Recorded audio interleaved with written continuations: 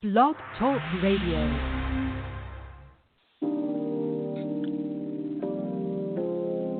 This is Sylvia Blalock, and you are listening to EPiphany Radio, the For Real Entertainment Network.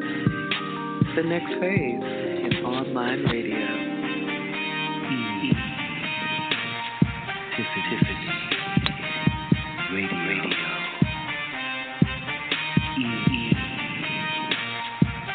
EPiphany Radio.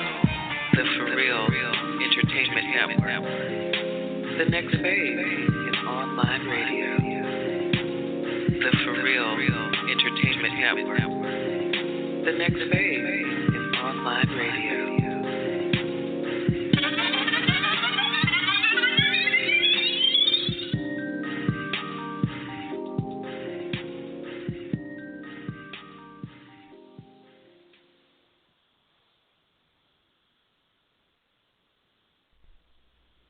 And now, a little something about Hood Raised. Dubbed the voice of Holy City, his hardcore voice formed his stage name, Hood Raised. Still planted in the neighborhood he has grown up in, Hood Raised has since become a member of a well-known spoken word artist group, 3BM, or Three Brothers and a Mic. He has also formed a school of art that produced Team at Ease Entertainment. He is the host of his own set at Ease Sundays, 6 years running, in Oak Park, Illinois. Hood Raised has released 6 CDs: Transitions in 2007, Lion and the Mic, 2009, Mind Over Matters in 2013, which has gotten rave reviews from the Spoken Word Lounge magazine and blogs such as Mr. Opinionated. His album, Refocused, 2014. Invisible Ceilings in 2015. And in 2017, he released Jotted Gems, a book and album that explored his personal journey as a man. He holds several titles as a National Award-winning poet, 2017 National Poetry Awards Erotic Poet of the Year, Open Mic of the Year, the Malik Youssef Wordsmith of the Year Award, 2013, Lyricist of the Year, Prince of Poetry, the Spoken Word Lounge Kingpin, and was honored at the Rising Stars Entrepreneurs Gala for being a positive influence in his neighborhood. He has also had several poems published in various newspapers. He's opened up for Grammy Award-winning artist Malik Youssef, Mary, and has shared the stage with BET comedians B. Cole, Sean Morgan, and T. Murph.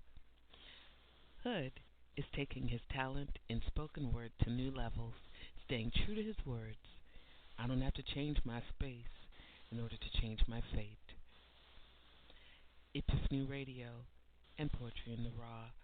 Welcome, Hood Raised.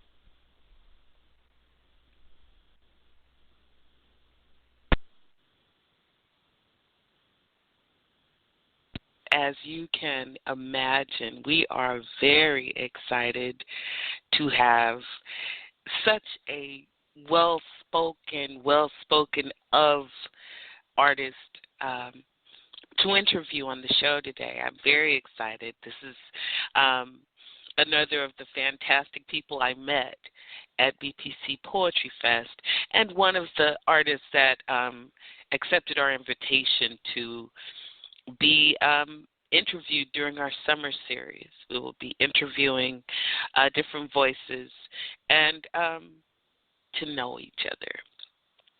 I am going to tap this brother on the shoulder. Hello, poet. Blessings, Queen. How are you? I am fabulous. How are you? I'm maintaining. Have a positive vibe all around me right now, so I'm enjoying. I'm enjoying my day. You know what? I would like to welcome you to the show, everyone. Hood raised, everyone. Thank you so much. I feel so special right now. You know what? I'm the one. I have to tell you, you made it a point to look me in the eye and say you are a fantastic writer. And I think I got instantly embarrassed. What? You what? I would like to thank you for that moment at Poetry Fest. You absolutely had me. At that point, I'm like, okay, stuck again. I get kind of tongue-tied. I like to show love and reciprocate the positive energy that's displayed. Like as artists, I love perform, but the writers always blow me away. Some people are stronger at one thing than the other. You know what I mean? And like you had a nice balance, but I loved your writing captivated. Yeah. Thank you very much. I have to say that your writing really takes my breath away. And your performance, let me tell you, I can't even say it took my breath away. I damn near swallowed my gum. I certainly stood up and bumped the table twice. Like, what did you? Man.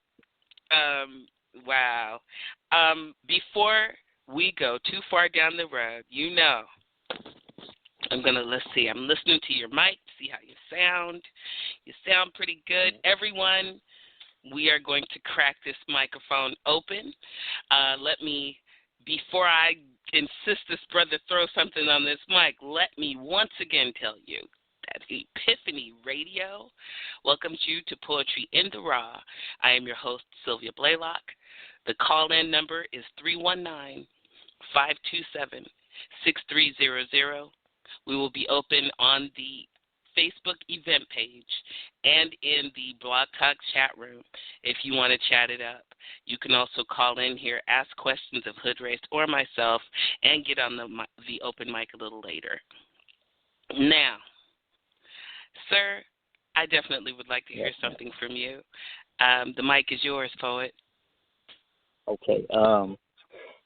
This piece I want to share is something that's sacred to me. Because as an artist, we always have to have our lanes. And this is the actual very first poem I ever performed.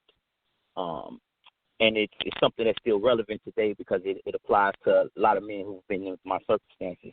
It's called Mama, What Happened? Mother is the term that should come second only to God in the eyes and hearts of men and children. Love, honor, compassion, respect should come along as standard feelings for love. Or should I say the lack thereof is the emotion that left this man standing, is still shaking and reeling. Recognizes that my mother's heart had to be as cold and as empty as abandoned building. So, Mama, what happened? Were you not born with terminal instincts? Don't you know we depended on you to be the bond to hold this family together? But we ended up being a group that disbanded like NSYNC. And you, as the leading rock star, literally.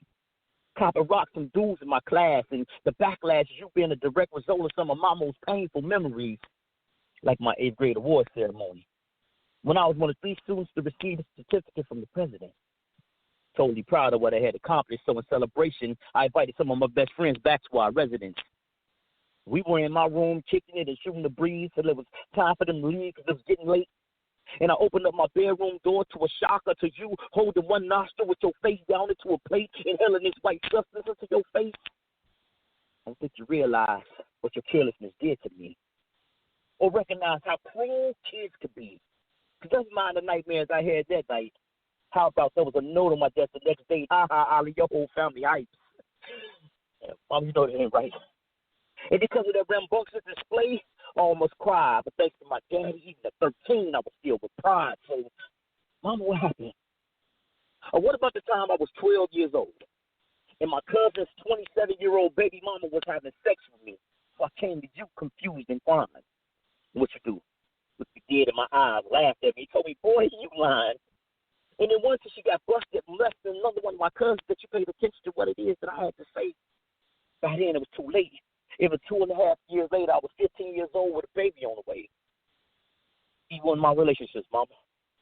Don't you know the love that I was big from you? I was seeking from other women when I was beating them.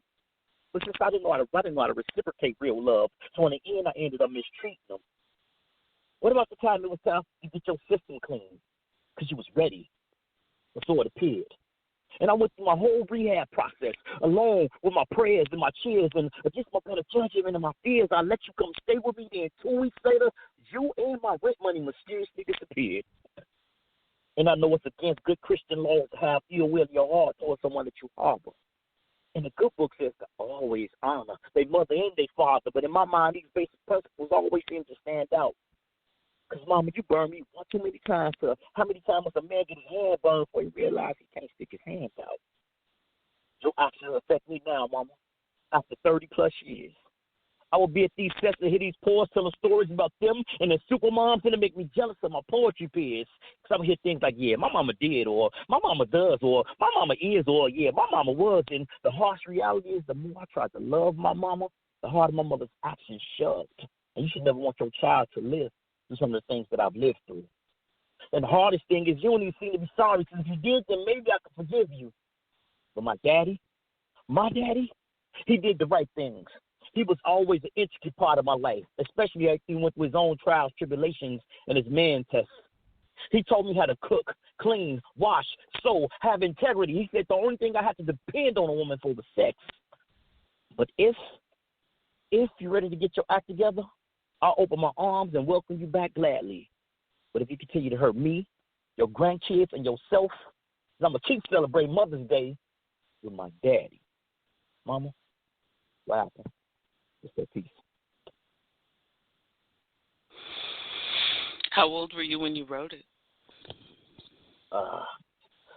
I actually wrote it. It's been about 10 years, but it literally it's something that I carry with me. I mean, thank God that our relationship is so much better now, and my mom is a way better grandmother than she was mother to me. So our relationship is so much better now, but that was significant. And there's so many young men who went through the things that I went through, because like we hear, we it's always echoed when the father is not present and the mom wears the cape. But my situation was opposite. My dad was my hero. My mom was absent for most of my life, so like it affected me in my relationship moving forward. You said it was so powerful and revealing the way you put that, because it's exactly the steps that we take, the very ones that we try so hard to get away from. We practically look for them in our relationship. So I know that I appreciate you putting that to that piece. I wanted to ask you a little bit about versus being a spoken word artist, because am I correct that Jotted Gems is your only book? Yes, it is. Okay, so it's your first book. I want to say congratulations. Thank you much. For everybody that knows me, I'm going to say the thing that I love to say. The formatting is awesome. I am a formatting nerd and went through like, ooh, look, margins. So let me say that besides that, the content, you really, you yourself are a writer. So, thank you. Were you a spoken word? Clearly, you were a spoken word artist before you were a published author. But were you a writer before you were a spoken word artist? Honestly, I grew up on the hip hop scene. I won't reveal my age right now, but I'm actually I'm a lot older than most people realize I am. And I grew up in an era Hey, I'll of tell hip-hop mine if when, you tell yours. You know, it'll be our little secrets. You know, no, honestly, I'm proud of it. I'm 40 and focused, so like it's not I just joke about that a lot because people tell me I don't act or look for it. So, like, it's you know, fine. people tell me I'm not 52. It happens all the time. I think it's a melanin Really? thing. You're 50? And you look astounding to be 50. Like, you look amazing. I want to sip from 52. The same fountain you sip from. You do. You do. Melanated. Yes. We're the special lemonade. Woo. Anyway, I'm sorry I cut you off. By all means, please continue. Yes. I grew up in the hip-hop era, where in the era of where lyricism mattered more than the actual sound. Like, the beat was just the backup to the lyrics. So I cared more. Being about lyrics was always my focus. So there was a point where rap started to become more of a it was more so about sound, and the content and the message was lost.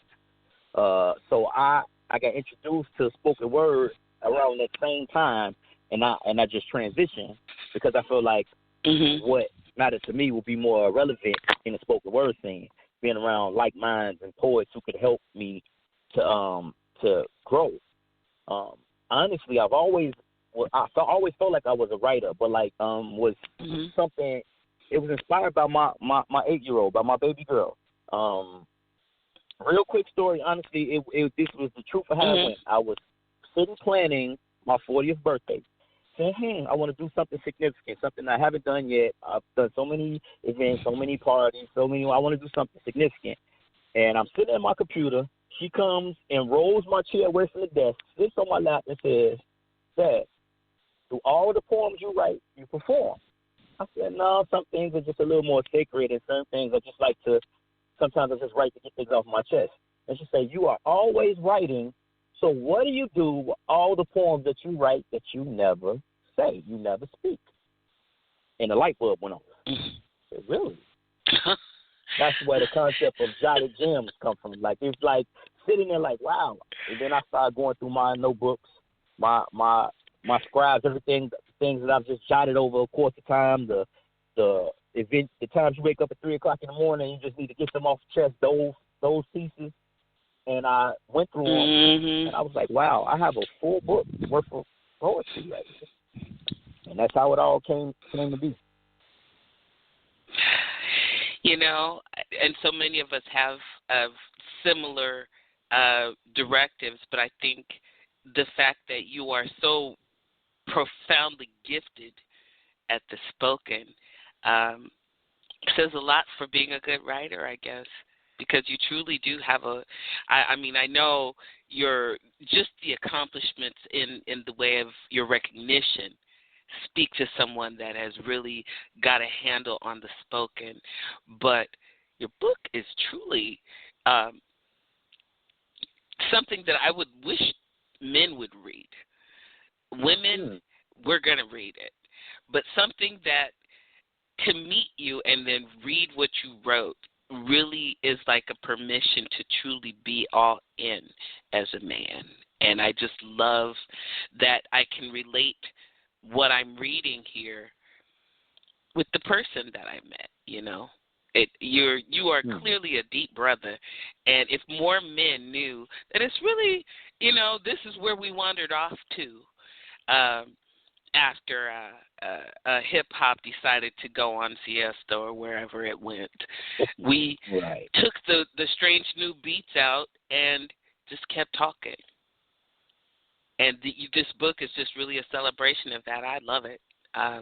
If you don't mind, I'm going to read something very quickly here. Please do. Have you ever loved a poet, knowing that the man comes before the art? Have you read enough of his hurt to want to look past the dopeness of a line and just say a prayer for his heart? Can you vividly visualize that this victim is trying to make himself a victor through voices and verses because they're his vices? Can you capture the concept that his craftiness in the craft is caused by him catapulting himself out of a crisis? Can you read between the lines and see his cries, or do you just see that he's one of the nicest with mic devices? The power is pure perception is priceless. Do you read a stat and press like, or do you dig to see why he's really like this? I'm asking, do you love the man and the myth, the God and the gift, and do you have the heart to uplift? An author who usually does the uplifting during the trying times. I need you to love the man and the poet. I don't want your body. I need your mind. Now, I'm going to tell you right now, if you're not up on this, I'm just going to introduce you. You need to get this book. You need to get this book right now. You need to get this book right now. And if you don't know how to invite someone to love you, that poem, write it on a card and hand it to them. Hey, maybe we'll make cards so that you can buy them from him and hand out your card. Because this says it all. I just love this piece. I really do. Stop blushing. Yeah, you ready with another piece? My cheeks are red, even though I'm dark skinned. You're doing just fine. Hit me with another piece, poet. Okay. I want to address something that happens. As men, sometimes we can be knuckleheads, right? And I wrote this piece in It's a Real Man's Apology, even though some of my peers feel like I'm being sarcastic, but I'm not. I'm honestly, sincerely apologizing. I apologize, although I'm sure it won't be accepted. But considering the low standards that you set for what you consider to be a real man, me messing up should have been expected. Still, those beautiful eyes I feel burning a hole into the side of my face. I realize I feel with pain and disappointment.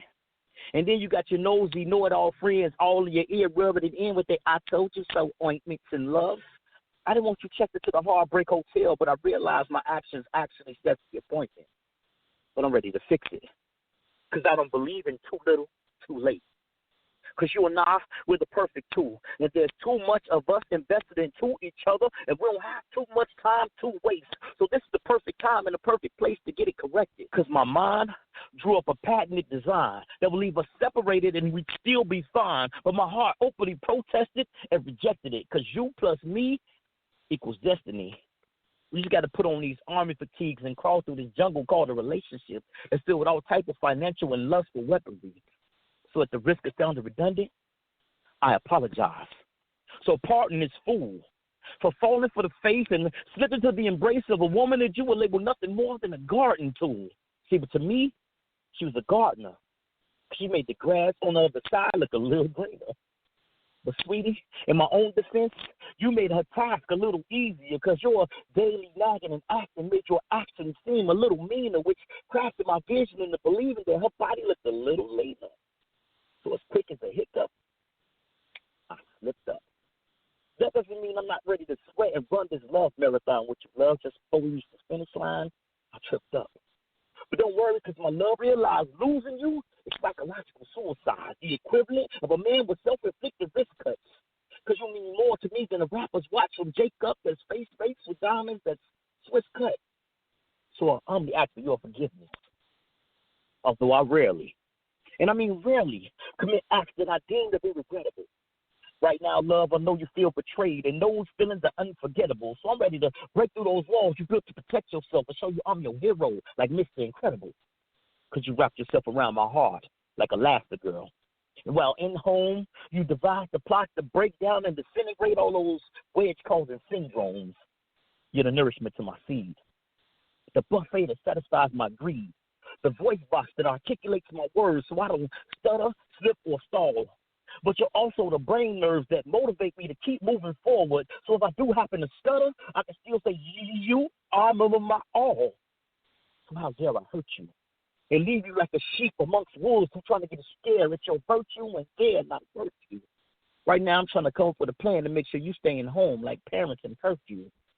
Because the way that you love is so mystical and mysterious that the nerdiest bookworm doing research couldn't come up with enough words and terms to do a verse on you.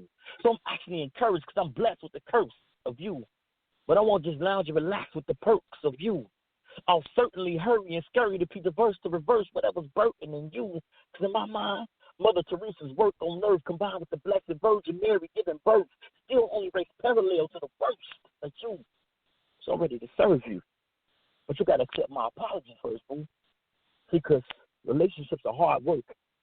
And some cats only want to modify light duty, so they don't come close to mine.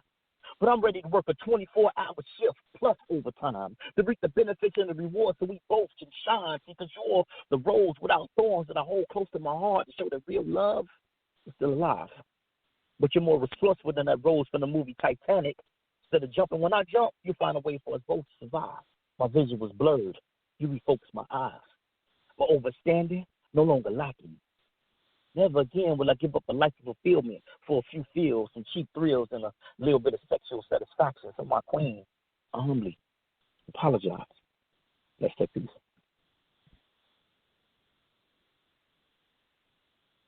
You ready to put in the work. Did you hear the man? Did you hear the man?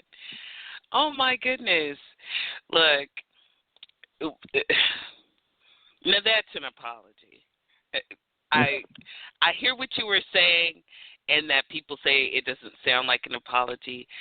Before I even hear what you have to say, I'm cringing. Like, you gonna say I'm sorry, but you gonna say I'm sorry, but I know it. And instead you do something totally, I fucked up. And this is the thing. Like that it was is courage.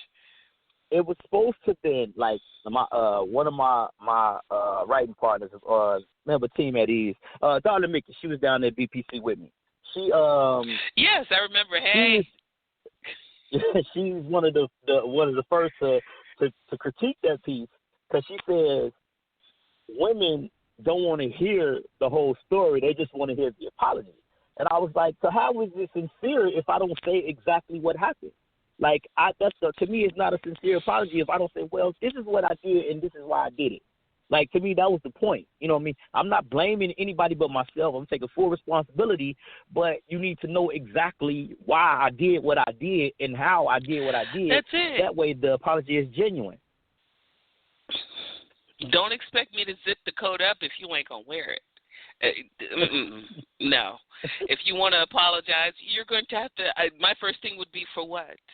I want to hear what exactly are you apologizing for? Because that's such a general term. And so, oh no, that's definitely, this is what I did. But you made it so easy by doing this. Yeah, that's deflection. Not real thrilled about that.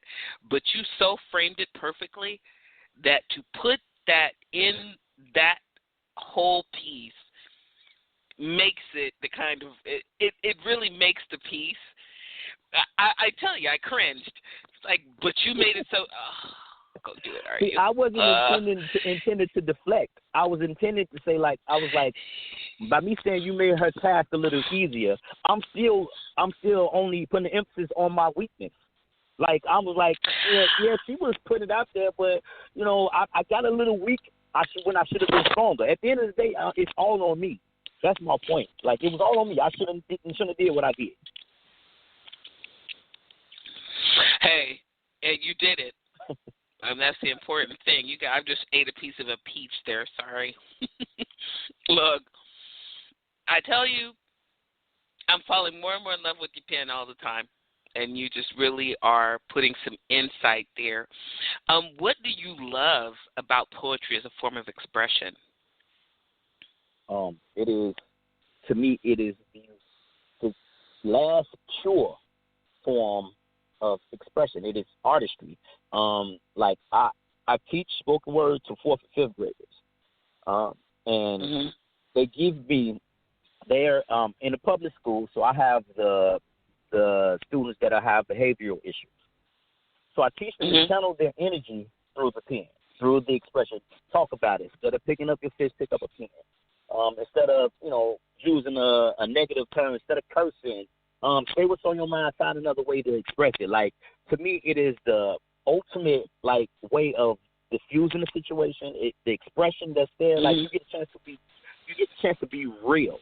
The art itself saved me from another direction that I could have been in. Like, part of my backstory is I grew up in a family where, like, the gang affiliation was dominant. I was one of the few who veered away from it because I felt like I had always had something to speak about. So, like, the poetry itself, the spoken word, gives me a voice to release, to express how, when I'm happy, when I'm jubilant, when I'm angry, when whatever it is my emotion is going through, it's the power behind my voice. I love it. I genuinely love it. I consider myself a poetry purist. So I'm the type that'll get your book and I'm gonna read it. Get your CD and I'm gonna analyze it thoroughly. Like, the art, the words mean everything to me. Do you consider yourself a purist? What is your favorite genre of poetry? Consider to be the urban realism.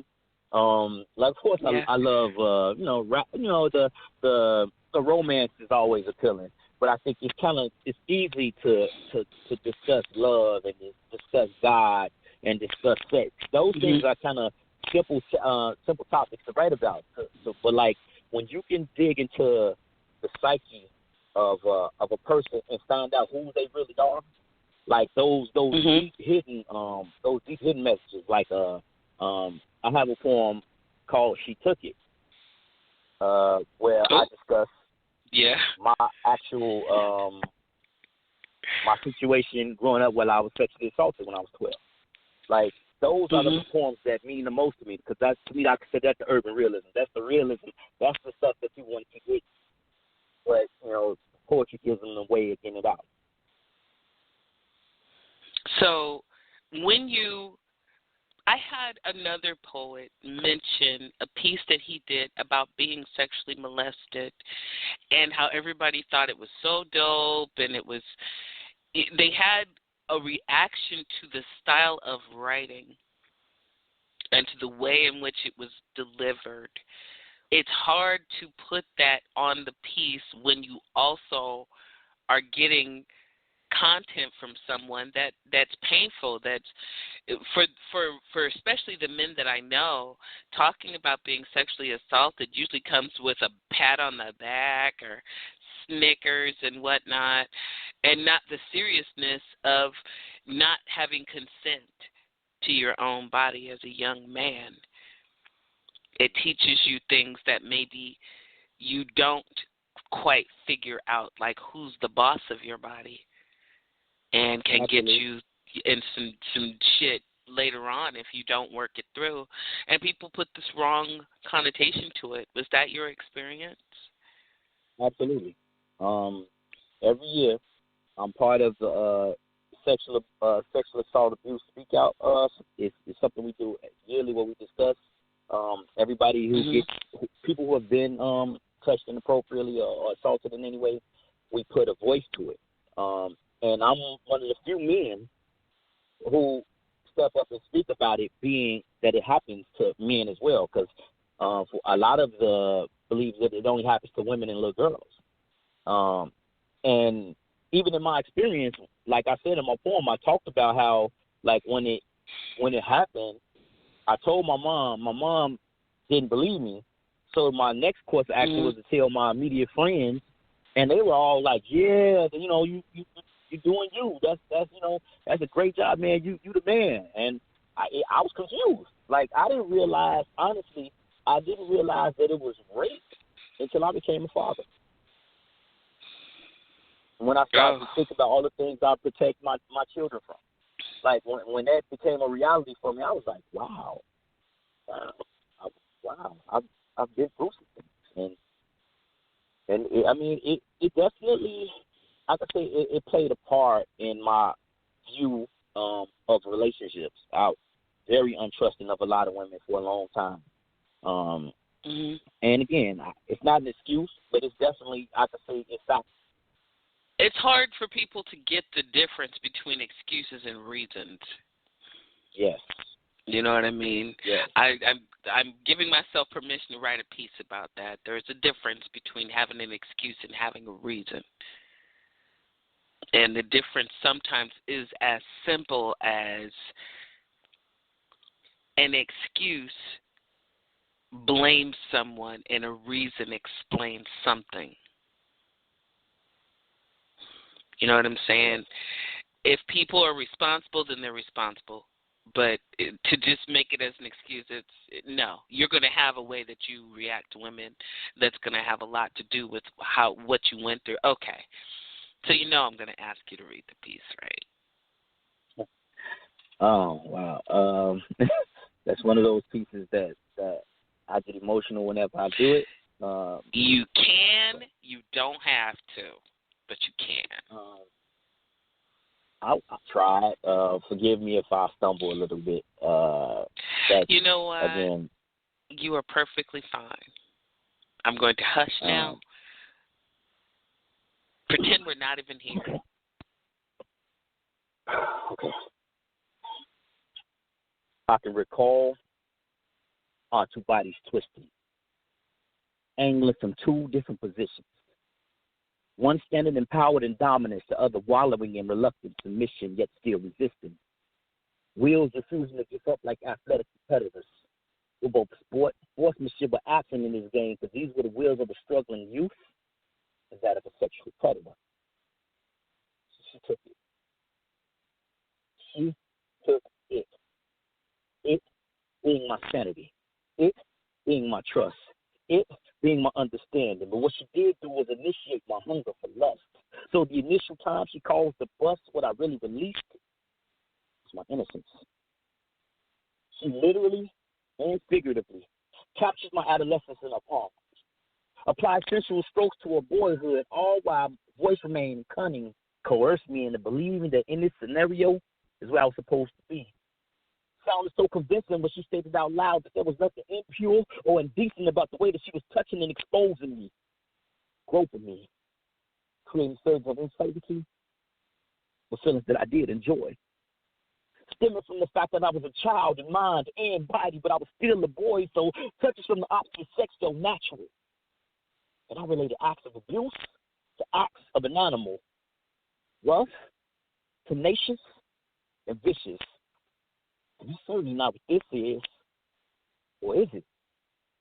But right now, as I stand on memory lane and wander back, I realize now that that was my excuse. Just because it wasn't violent doesn't mean it wasn't abuse. See, because she was abusing me mentally while pleasing me physically. Which led me back to the scenario, each time a little more willingly, and each time she took it, time and time again. Got me so comfortable with her emotional thievery that I began to brag about it to my friends, like, yeah, I'm getting some. Or somebody 15 years my elder. Not aware of the fact that the ignorance and my innocence is what propelled her to leave me in a storm of her world with no shelter, no one to turn to. So she is the woman that I learned through. She told me that it was love or chemistry. So deep down inside, she was emotionally killing me. Told me that if a woman wasn't thrilling me or fulfilling me, then I didn't need her. And no, I'm not the type to look for scapegoats for my own villainy. They say a childhood could ruin the rest of your life. And my life is proof. When I take it back to this roots, I realized it started the first time she took it. She took it. It being the ability to differentiate between the loving touch of a virtuous woman and the deceptive touch of a demon. Blood, lust, and semen. See, she took my voice so that my screams could only be heard between myself and God. And since he's all-seeing and all-knowing and allowing this to happen, it can't be something that's that bad because then it would be something you disregard, right? So I allowed it. I allowed my face to be guided down to the region designed for the man she's supposed to exchange vows with. I accepted being force-fed her bosom, kicking open the door to Pandora's box before I had any idea who Pandora was. Opening up the floodgates to senseless and emotionless acts, drumming up the concept we ever understand in love. So no longer, even now, I hate the fact that my emotions are so vivid because scene after scene, I'm forced to relive it. And I wonder what propelled her. To teach me how to touch her, taste her, inhale her, exhale her. See, I was 12. Even now on my taste buds, I still smell her. The actions she taught me as a youth were directly responsible for some of my adult relationships being fulfilled.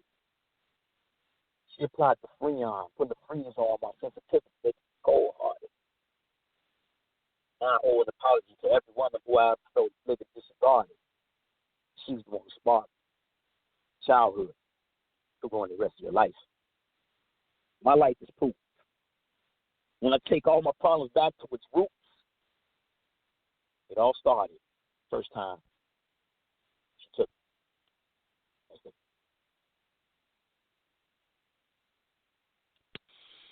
it. Poet.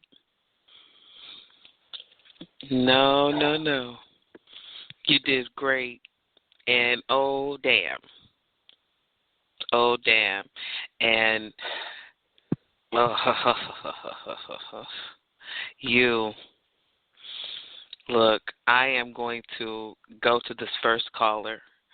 First, I'm going to tell you thank you for sharing that piece and how much we need to have our men read that piece. Take yourself over to his book. That's in your book, right?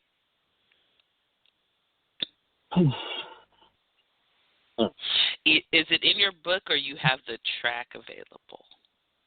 I be in the book as well. But there's a video for it on because it's actually being showcased in a documentary called The Darkest Side, The Darkest Side of Secrets. And that's online. It's on YouTube. It's on. It's being it's not released yet, but there's a trailer for it, and that's one of the title pieces for the documentary. So it's a video of me performing. Okay. Well, we're going to make sure that people get connected to the book, as well as and there's an album, Jotted Gems, as well. Yes. Okay. The it's just a 6-track CD, and it's what it is it's a synopsis of the book, one piece from like different categories, from artistry to love to relationships to family, to being lyrically dope, so to speak. Is one track in each category, just to give a breakdown of how my spoken word career has gone. Okay. I tell you what, the information that I would need to be able to buy those from you directly, if I wanted to have them autographed by you before they were sent to me, would you be able to put that information in the event page, or make sure that I have it to put it in the event page? Everything can be, you contact me through my website, and I can get you whatever you need. It's hoodraisepoetry.com. Then I've got the contact you page. I'm about to post it right now, because we need to remember everyone. I feel blessed to have Hood Raised on my show, and if there's any way that I could just write him a check, I'd love to, but it ain't that kind of show. So if we can make sure to support the brother, I want a damn T-shirt, which means I'm buying a T-shirt as soon as I know how. I want my book autographed, which means I'm going to have 2 books. So thank you much, and I appreciate the support. These are the things that we do. Oh, no, thank you. One day, my dream of having a bookcase filled with books of people that I've met, that I've interviewed, and that we are all a part of a community. That is my goal, our own bookcase, and I'm working on it. Sounds nice. I want to be part of that collection, too. I want to do that myself. Everyone, get yourself a bookcase and then start filling it with books of people you've met, interviewed, or talked to on the radio. You are on Poetry in the Raw. EPiphany Radio welcomes you to Poetry in the Raw. I am your host, Sylvia Blalock, and we are 45 minutes into a show that is celebrating spoken word titan Hood Raised. You really got to know this brother. If you are just tuning in, that's okay. We're going to keep you in the conversation. What I'm going to do, we do have people filling up the lines. Before we go to callers, I'm greedy. I would like another piece, please. Okay. Let me see. I've been a little emotional with these poems, so let me do something a little lighter. Let's do something for the queen. Okay, something for the queen. See, I just went and sipped on my cocktail because I know what's coming. So, yeah. I won't get nasty just yet. Okay. No. We're going to make a segue because, it would be awkward if we went straight from that to that because then, okay, we're basically, no. we're miscuing things. Okay. We're going to make it light, and then we're going to do some shit. Mike's yours. She's both eye candy and spirit food, so she's a full-course meal. I said she's both eye candy and spirit food, so she's a full-course meal. She's kind of beyond shady, a special kind of lady with all sorts of appeal. But still, she sends me through ups and downs like obstacle courses. So, of course, I can only give you good portions of how I truly feel. Both feet planted and reality. Mind deep-rooted in spirituality, so she's an aspen that stands out in the forest. Been known to stand steadfast in my corner, even when my decisions are porous. In fact, when it comes to bad judgment, I'm notorious. So she's both Faith Evans and Lil' Kim. The way she easily transitions from being my little lady, happy homemaker type to being my not-so-subtle, freaky best friend. With a simplistic sense of sexuality, so she'll just get in the mood and give me that little grin. And I began to envision potential physical scenarios, and my patience starts to run a little thinner than a waistline. I'm not known as a dude who wastes time, so I get eager to get deep into the melody of her soul like a bass line. And every time she kisses me, I get tipsy like I taste wine. She's always standing with me instead of against me like she knows it's our fate to shine. All that plus her face is fine. You'd be hard for any typical chick to top that.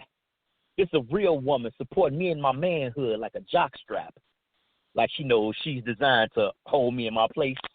In fact, she's the reason we're no longer excited at the thrill of the chase. In fact, she's the reason we're no longer speeding. We're just moving along at a steady pace, kind of like a speed bump. Made sure that before we ever connected, we had a contract wrote up that was the opposite of a prenup. So if we ever separated, we both take something from the relationship.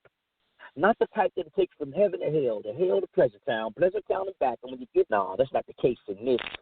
I got faith in this. Because her kisses, her kisses rain over me like April days in Chicago.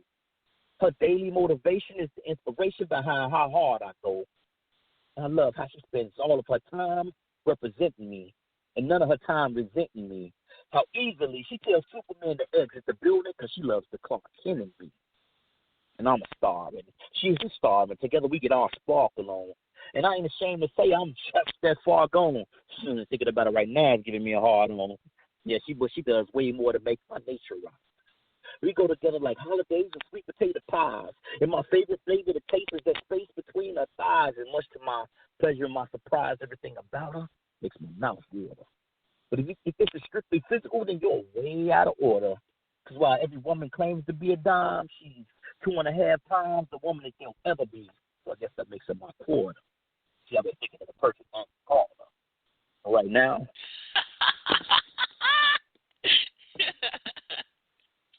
Is that right?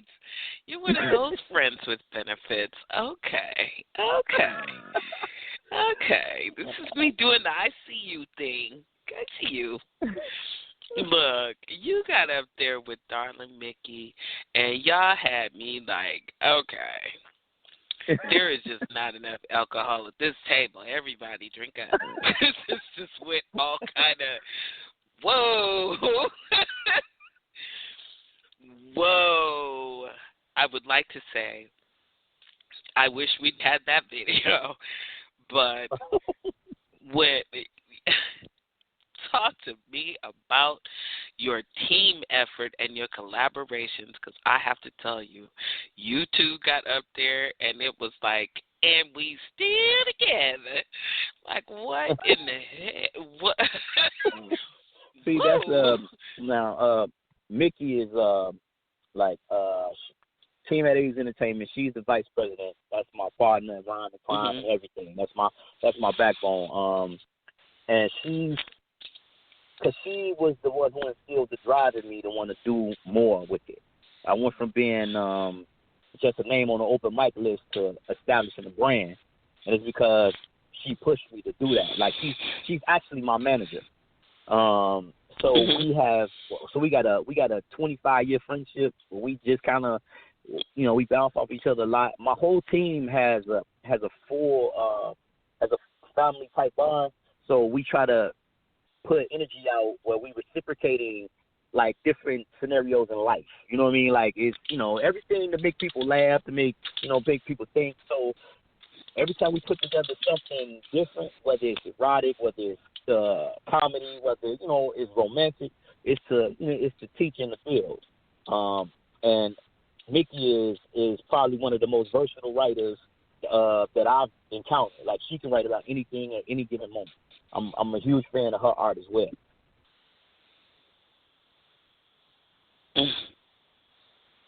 Well, I certainly loved what I heard. And it sounds like you have quite a really strong and connected team there. Are you doing a lot of your live performances together, or do you perform separately from each other? We do a lot of group. We have several group pieces that we perform together, but like for the most part, we're individuals and just part of the collective. Like we have. We have a group piece called Savage Life, which is something that's which is a major thing in Chicago. All the young men call themselves savages, like that's the thing to be. So we did a group piece called Death to the Savage Life, and every member has a verse. So we are performing separately, but when we're all out, we do it as a collective. Now that and a half, Beast King and I are going to be doing a Beast King takeover in September. And one of the things is a cipher, a savage cipher. And it is not about living the savage life.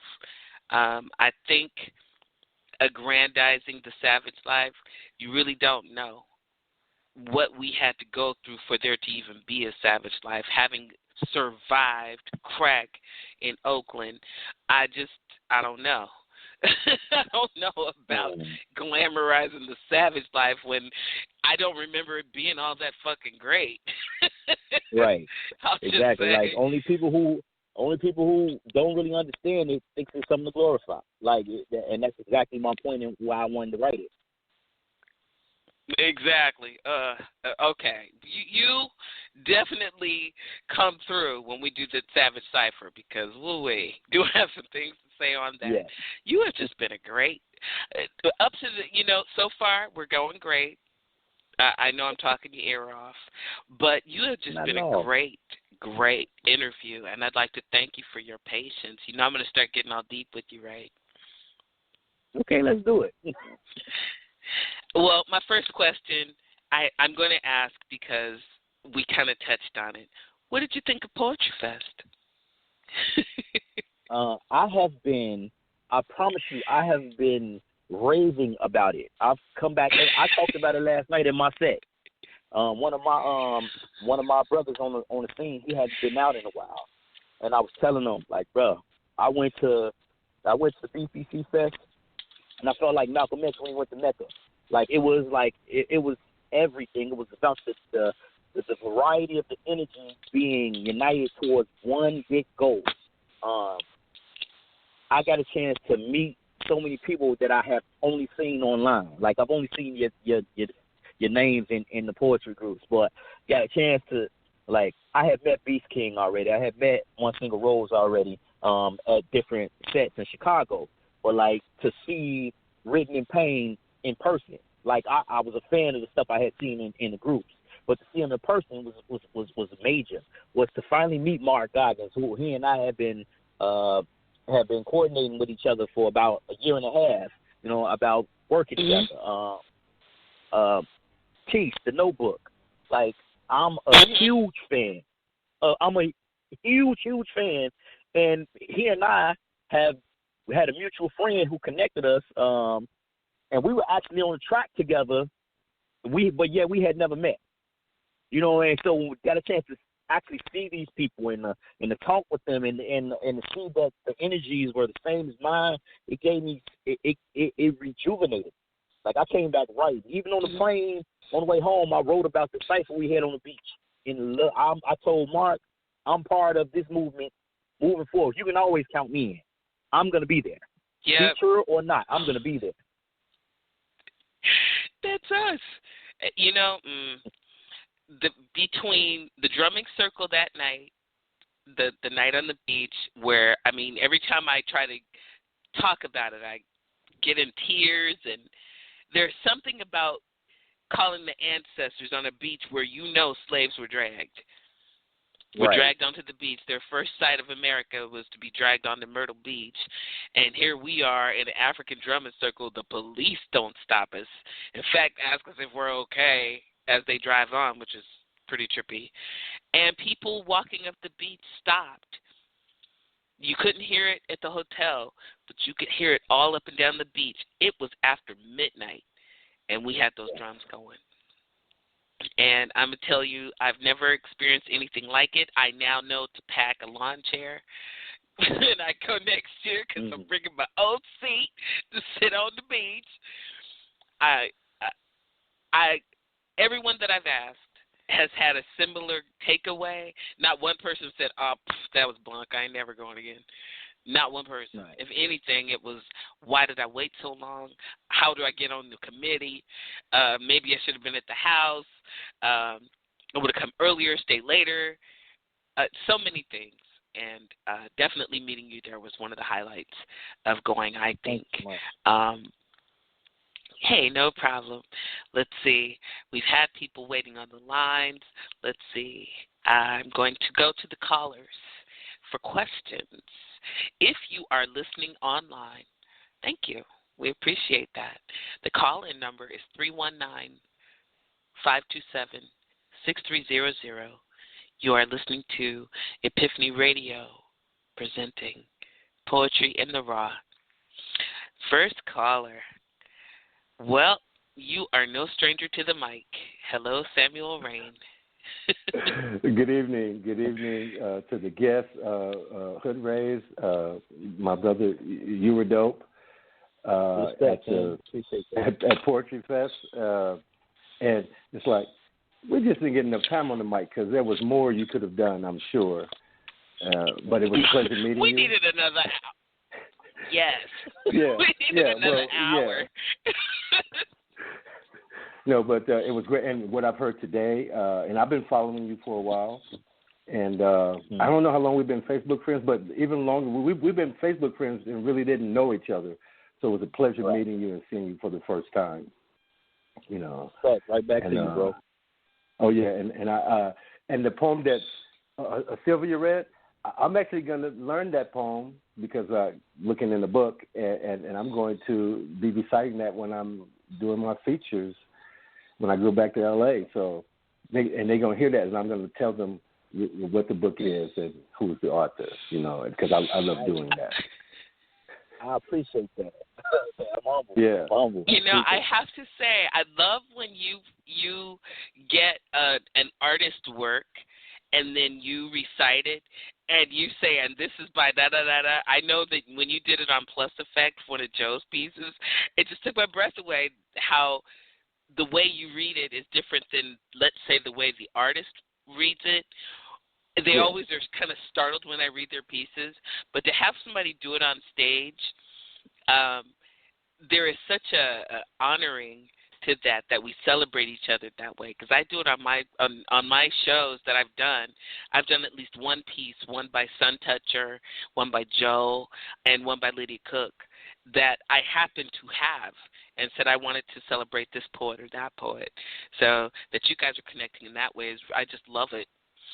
Speaking of poets connecting, you are Mr. Network, and I would like to tell our listeners that we are going to be featuring Samuel Rain on August 20th on this show. The calendar will be released very soon, but that's our late summer night show, where if you are ready for some poetry in the raw with the late colors in the sky and wine sipping when it's still light outside but it's nighttime, yeah, you want to come hit us up.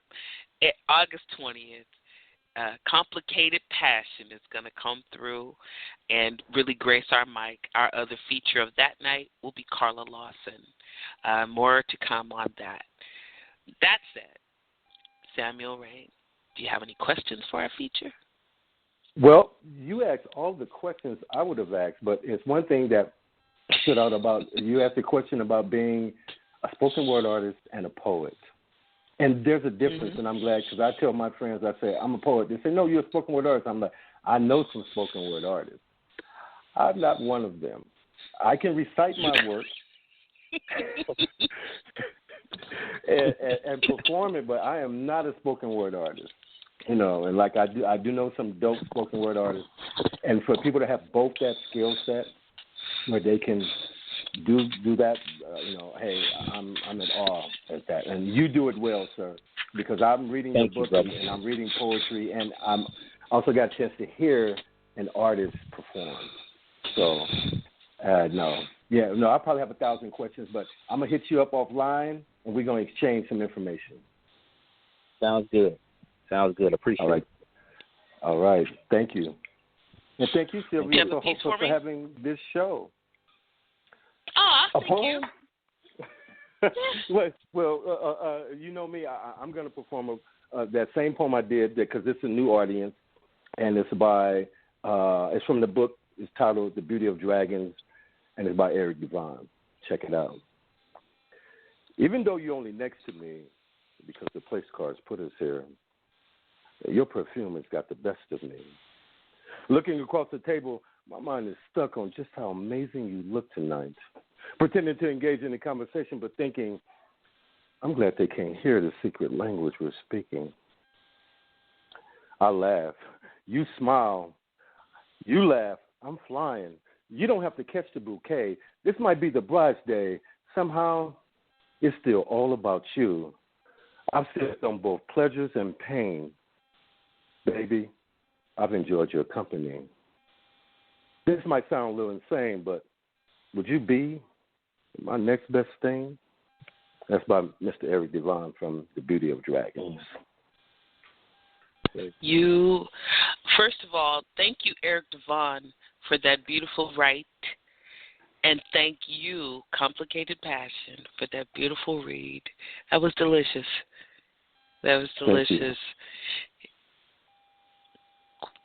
What did you think of our poet there?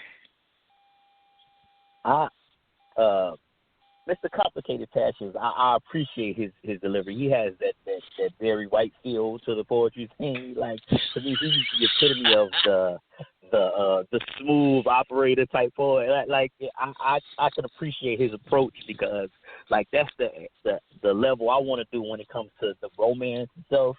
Like, I'm kind of boisterous. You know what I mean? My voice be loud. I'm a projector, so I want to get a little smoother, like he be getting at times. So I can appreciate his voice. Hey, so say we all. Complicated Passion, a.k.a. Samuel Rain. I would like to make sure that you're going to put those links in the event page, okay?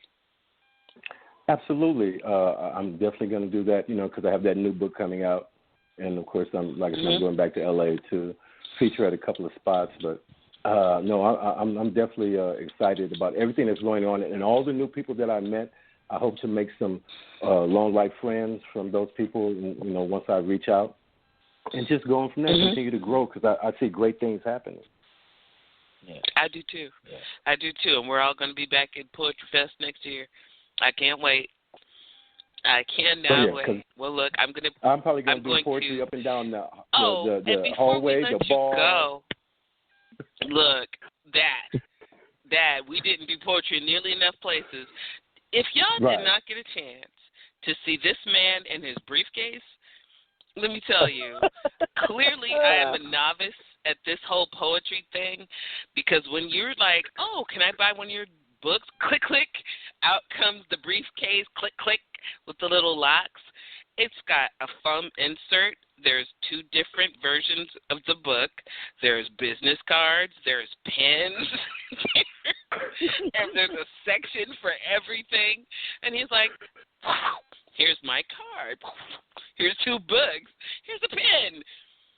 At some point, I was looking for the little square thing to come out so that he could take your credit card information, and I'm pretty sure he has it and just didn't show it to me. He came like, Mr. Step into my office. Click, click. Right, it was amazing. Right. I am clearly new at this.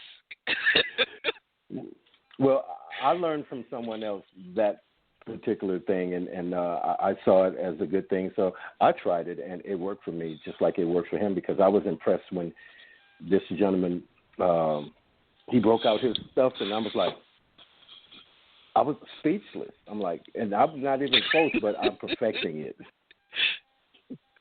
Hopefully we'll get to see a picture of your briefcase on your show when we feature you, because that was next level. When you did it, it was like, click, click. Thank you. He did not just do Mission Impossible on me like this. You went all James Bond with the briefcase. It was lovely. I'm not going to hold you up. I'm going to say thank you and make sure you have those links to my event page, okay? Oh, I'm definitely going to drop them as soon, because this was dinner time, so I waited to have my dinner. So now I'm going to have dinner, but I'm going to get on that computer and drop those links. Thank you. All right, thank you. That wasn't me nudging you at all. That was, It was amazing. It was like I got another poetry set from Hood Race for free. I'll take you. Y'all making me blush. I told you I'm too dark skinned for that. Yeah. Look here. Look, we talked about y'all, and I'm like, nuh-uh. Wait a minute. How long is this? No, 4 minutes. You need a one-man show. Hood Rays there. I said it. Yeah, exactly. Samuel Rain. Exactly. You know what we'll make it happen. About. I'm putting you on the couch, we'll make it but happen. Yes, make that happen. He needs a one-man show. And sponsors, so that his one-man show can fly all over the country. Let's make that happen. All right. All right, everyone. Samuel Rain. We know him as Complicated Passion. All right, Hood Rays, how you doing? I'm great. This has been amazing so far. Well, that's us. We do the thing. We certainly are here to celebrate you. That is what this show is about. I am going to the next caller. Stan Phillips, you are up. Yeah. Hello, sir. Good evening. And I'm going to say something. As of right now, that young man you got with you right now is my hero. Wow. I am telling you right now, and I'm going to tell you why. The fact that I know he has been so much involved with Mama, and that piece he did was almost a companion piece to what I had read from her today, which I referenced it. Are you talking about Mama Oladeji? Yeah, isn't that who? Vicky? Okay. I want to make sure that we make the differentiation that Mama Oladeji, the all-around queen, may not be who he referenced in his piece. I will let him answer that. But I do know that because you know Mama Oladeji and that she is, in addition to a fierce supporter of all of our shows, she's our mama. Okay. You also know that the mother energy, mother wit is far-reaching. Yes. Good Raised, are you familiar with Mama Oladeji? In name, I haven't had the opportunity, the pleasure of meeting her yet. No. Well, the poem he did, the last one, that's what got me, because it was like a Friends with Benefit poem. And just today I was reading one from Vicky Aqua, Mama Oladeji, which was a Friends with Benefits poem. And I thought, oh, wow, what a coincidence. That is just, amazing. So I thought maybe he had some influence from there. Hey, we all are influenced from that friend with benefits scenario. Do you have a piece on friends with benefits? Stan, am I about to coax you into sharing what information you might have to share about that subject, sir? Well, I'll tell you what. That's how she does it. I'll tell you what. Every single thing that gentleman has done tonight has been nothing short of excellent. His cadence, his emotional consistency throughout, everything. You, sir, are an incredible spoken word artist. Thank you. I really appreciate that. I mean, I'm humbled. Really am. Thank you. And I'm going to tell you the same thing I've told the lady with you and everyone that I've ever spoken to. Every poet that I've ever read, every poet I've ever listened to has been an influence and an education. And I want to thank you for contributing to that. I appreciate the opportunity to just be a voice and a vessel.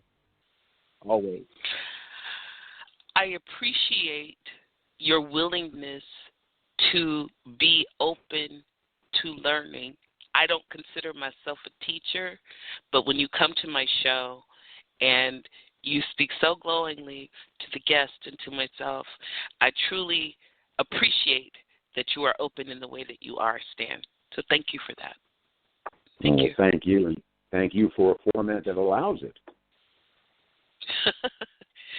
Are you going to show us your Friends with Benefits piece, Stan? You know you are. Come on. Well, actually, believe it or not, I don't have a Friends with Benefits piece, but I do have a couple of choices for you. I would love to hear what you have to share with us. Well, you heard of a gentleman by the name of Titus Llewellyn. Yes. When I first was a guest on the Garden of Poetry and Prose, it was off one of his 2-word prompts that sort of as an homage to him I did as a tersa rima, a ribal tersa rima, which is desire deterred. We can do that, or since this is poetry in the raw, we can get right down to the nasty nitty-gritty of it and do sex trip. You know, why does everybody think poetry in the raw is about sex? What the hell? Well, I blame sex, David but Mott. It is about an open venue to where we can cut loose. This is, in fact, that venue. I would like to say, as a disclaimer, comedian and poet David Mott has started the rumor that poetry in the raw has to do with the fact that we go bareback here at EPiphany Radio, which is a load of crap.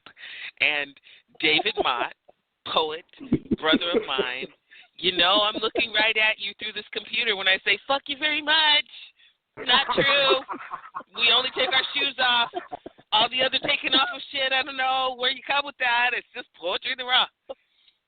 David Mott, I know you're listening right now. Fuck you.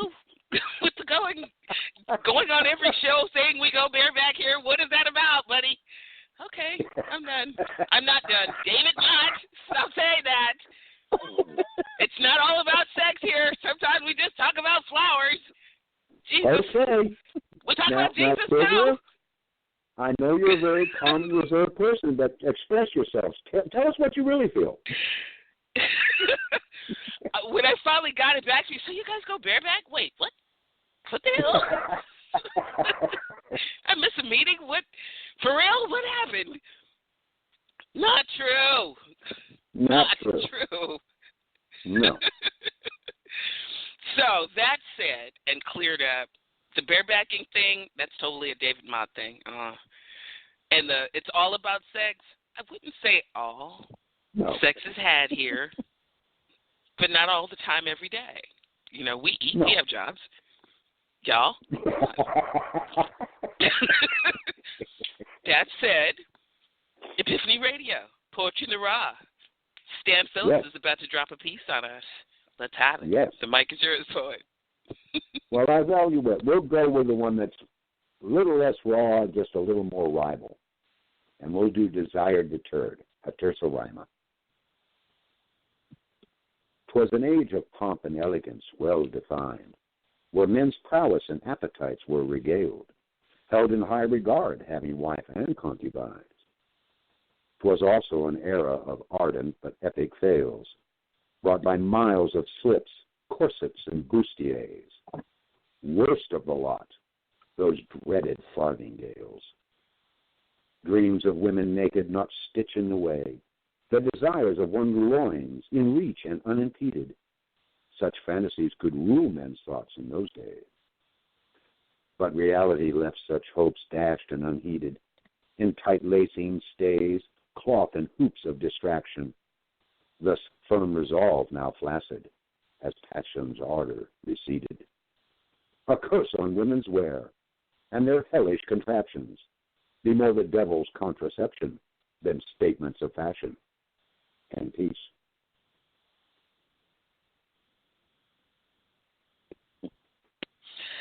That has such a Midsummer Night's Dream feel to it. You know? Wow, thank you. The Through the Forest Frolic. What did you think, poet? It's more sensual, I love the sensual writing. You know, when I think sex, I think I want to be a little more risque, but I'm kind of nasty at times. So the sensual writer seems to provoke more of a romantic feel. But when I think, you know what, I'm gonna censor that. When I think sexual, I'm thinking more of the gutter back, the grimy, you know, the pull your hair, smack the thing on the balcony type thing. You know how it goes. You know, I'm sitting here thinking, no, this is what happens while you're, you know, making the fried apples or going to refill the glasses, and before the actual hair grabbing and biting happens. I personally love the frolic. That's to set the mood. Because, you know, goodness. it's, you know, get your cardio in before you actually get on in there. Do the thing. Not that we're all about sex here, because we're not. Right. Y'all. Yeah, we're not standing at the doorway with our pants around our ankles going, you wanna? Yeah, see? What he said. Right, all that. A little foreplay. A little time certainly, in, yeah. You know, pants around the ankles, fucking eyes. No. That's not the pathway through this show. So, thank you, Stan, for helping me clear that up. David Mott, take notes. I'm going to put you on the couch with my sincere gratitude. Okay. Thank you for your contribution to the show tonight. If we can do it, we'll have a speed round. But thank you. And I'll be ready. Enjoy the show. Thank you. Everyone, that was Stan Phillips, and we are EPiphany Radio, where we do take our socks off, and rumors that we go around barebacking are grossly overstated. But I'm on here with somebody who is just telling me how he is like, he ain't really into the hair blowing in the breeze, trolloping through the tulips. He's more into slamming you into the dirt and fucking you into a coma. We'll get to that part very soon. And now, a station break. I like how you transition that. I know, right? This is Sylvia Blalock, and you are listening to EPiphany Radio, the For Real Entertainment Network. The next phase in online radio.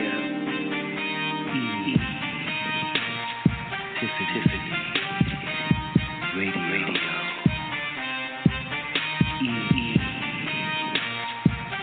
EPiphany Radio. The For Real Entertainment Network. The next phase in online radio. The For Real Entertainment Network. The next phase is online radio.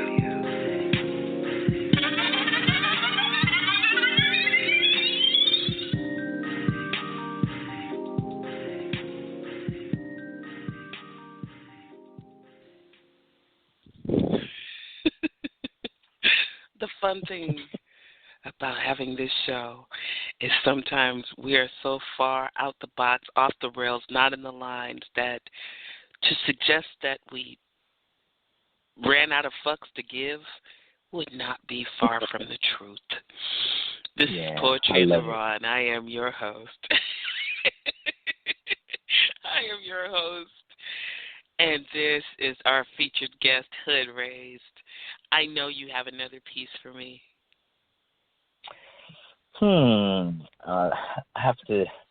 Okay, I guess since I've been segued into the mannish segment, since you probably mentioned barebacking 15 times in the last 5 minutes. So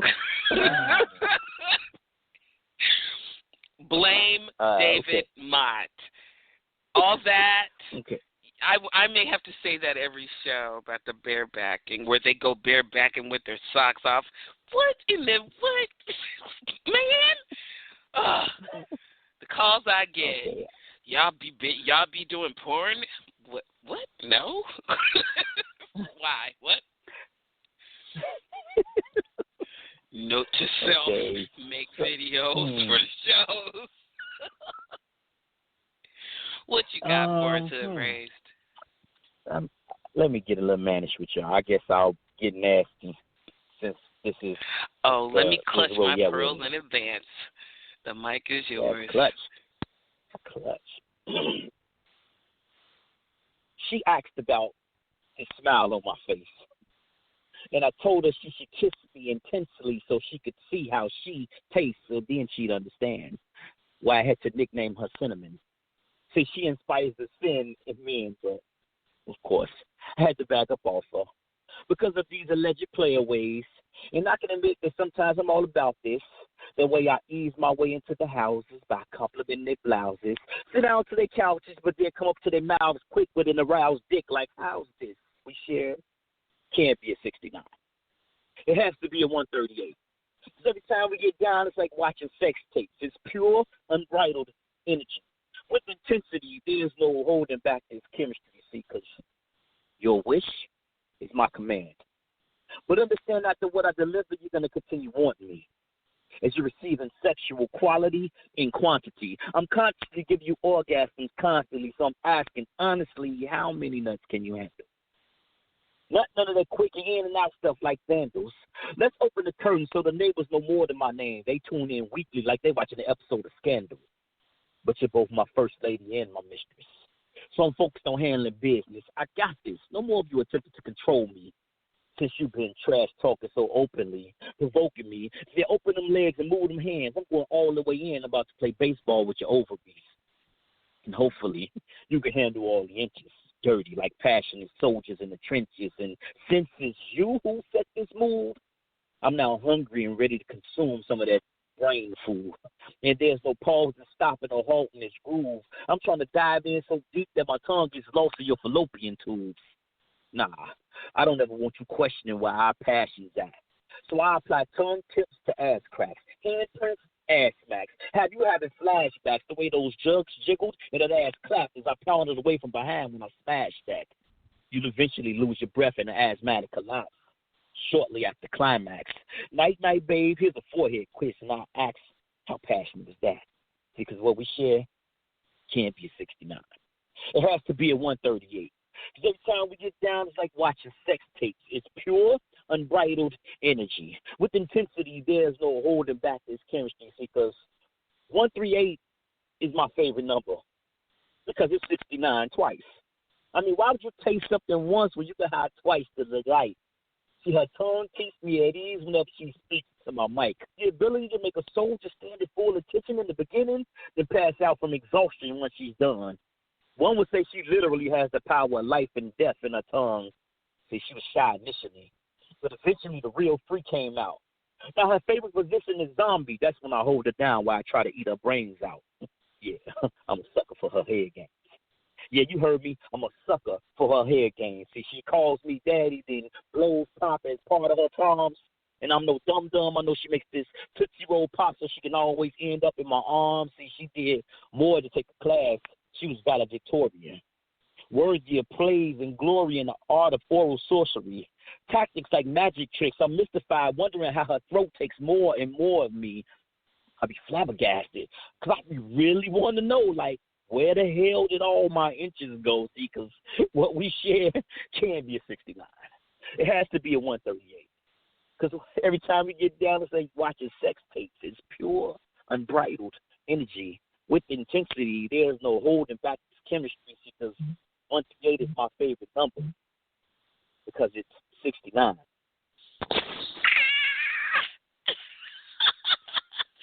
I stopped writing like 5 minutes ago. I'm like, nope, I will not be taking the notes because that said it all.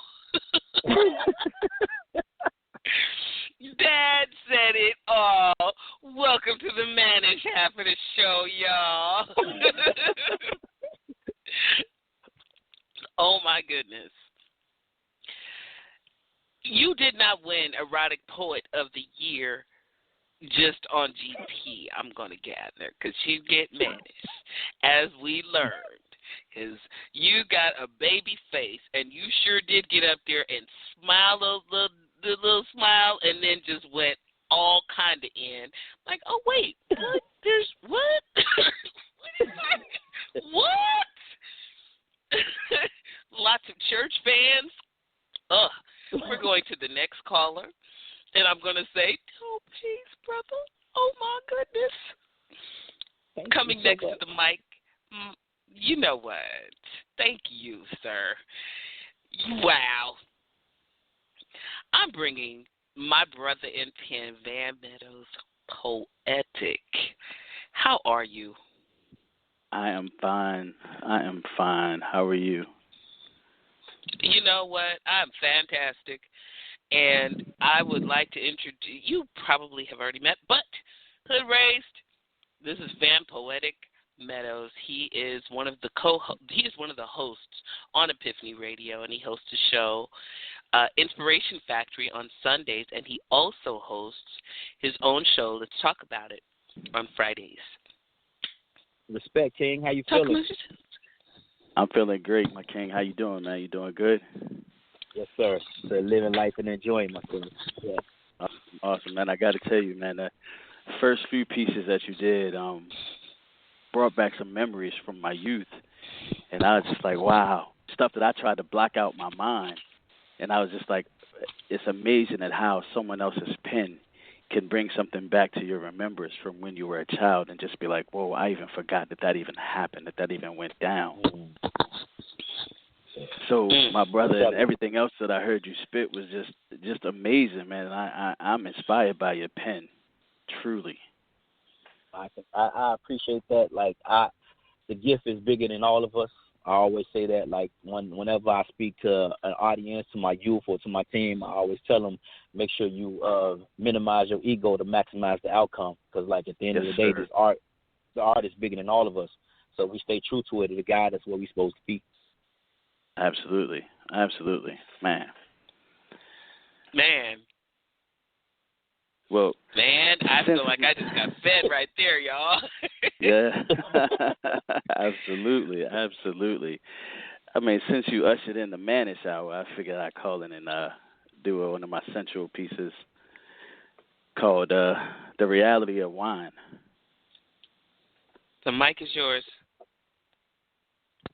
Grant me a moment of your time so I can give you a sip of my intellectual wine.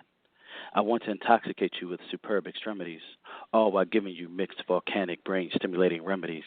One taste and you will lose control. All the natural inhibitions you have will be lost in my soul.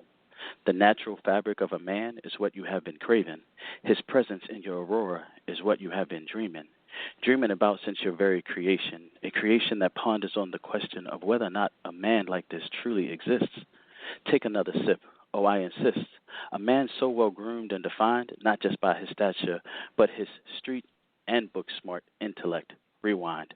As you remember that first sip of his mind, he granted you a small taste of his time because you allowed him to be the one you find. The moment you purchased that bottle off the shelf, thinking about yourself, your desire to drink of him, candles lit and the room dim, your visions of him captivated your elements. Your mind called on his decadence. The moonlight shined through your window. You said to yourself, not tonight, another lonely pillow. Your soul needed his passion. Just one more sip. Nah, it's just wine. I'm not going to trip. Your body began feeling this warm sensation. You caressed yourself, dreaming of penetration. All the wine in the world, and you had to buy this bottle. You know, the one labeled full throttle. Please, baby, just one more sip of your intellect. All I have for you is hot, steamy, sensual, erotic goodness dripping wet. Thank you for a moment of your time. But that is the reality of wine, and that's that piece. So we got some smooth brothers on this show right here. Yeah. Oh, man. The reality of wine. I love that title. The reality of Thank wine. You know Thank what? you so much. You go first. You were saying, love. This I see the approach to y'all pen is so smooth. Like when you use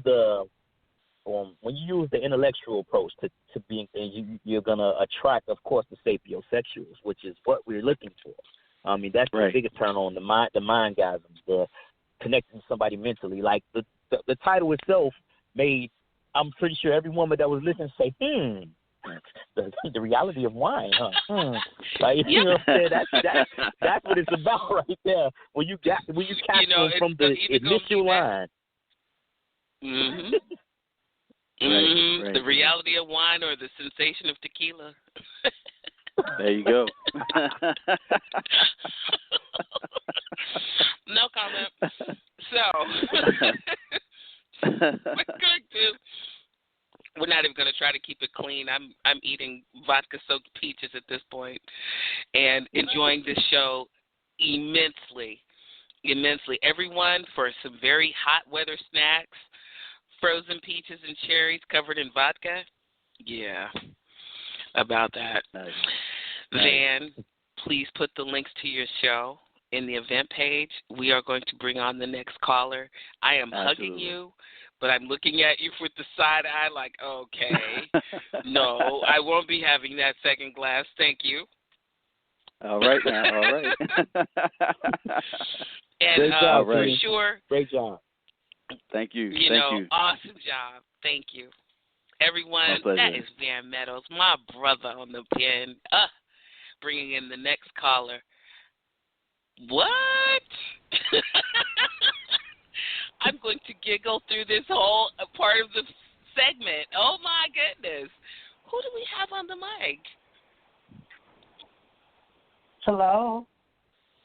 Hi. Welcome to Poetry in the Raw. Who do we have on the mic? You have Darlin Mickey.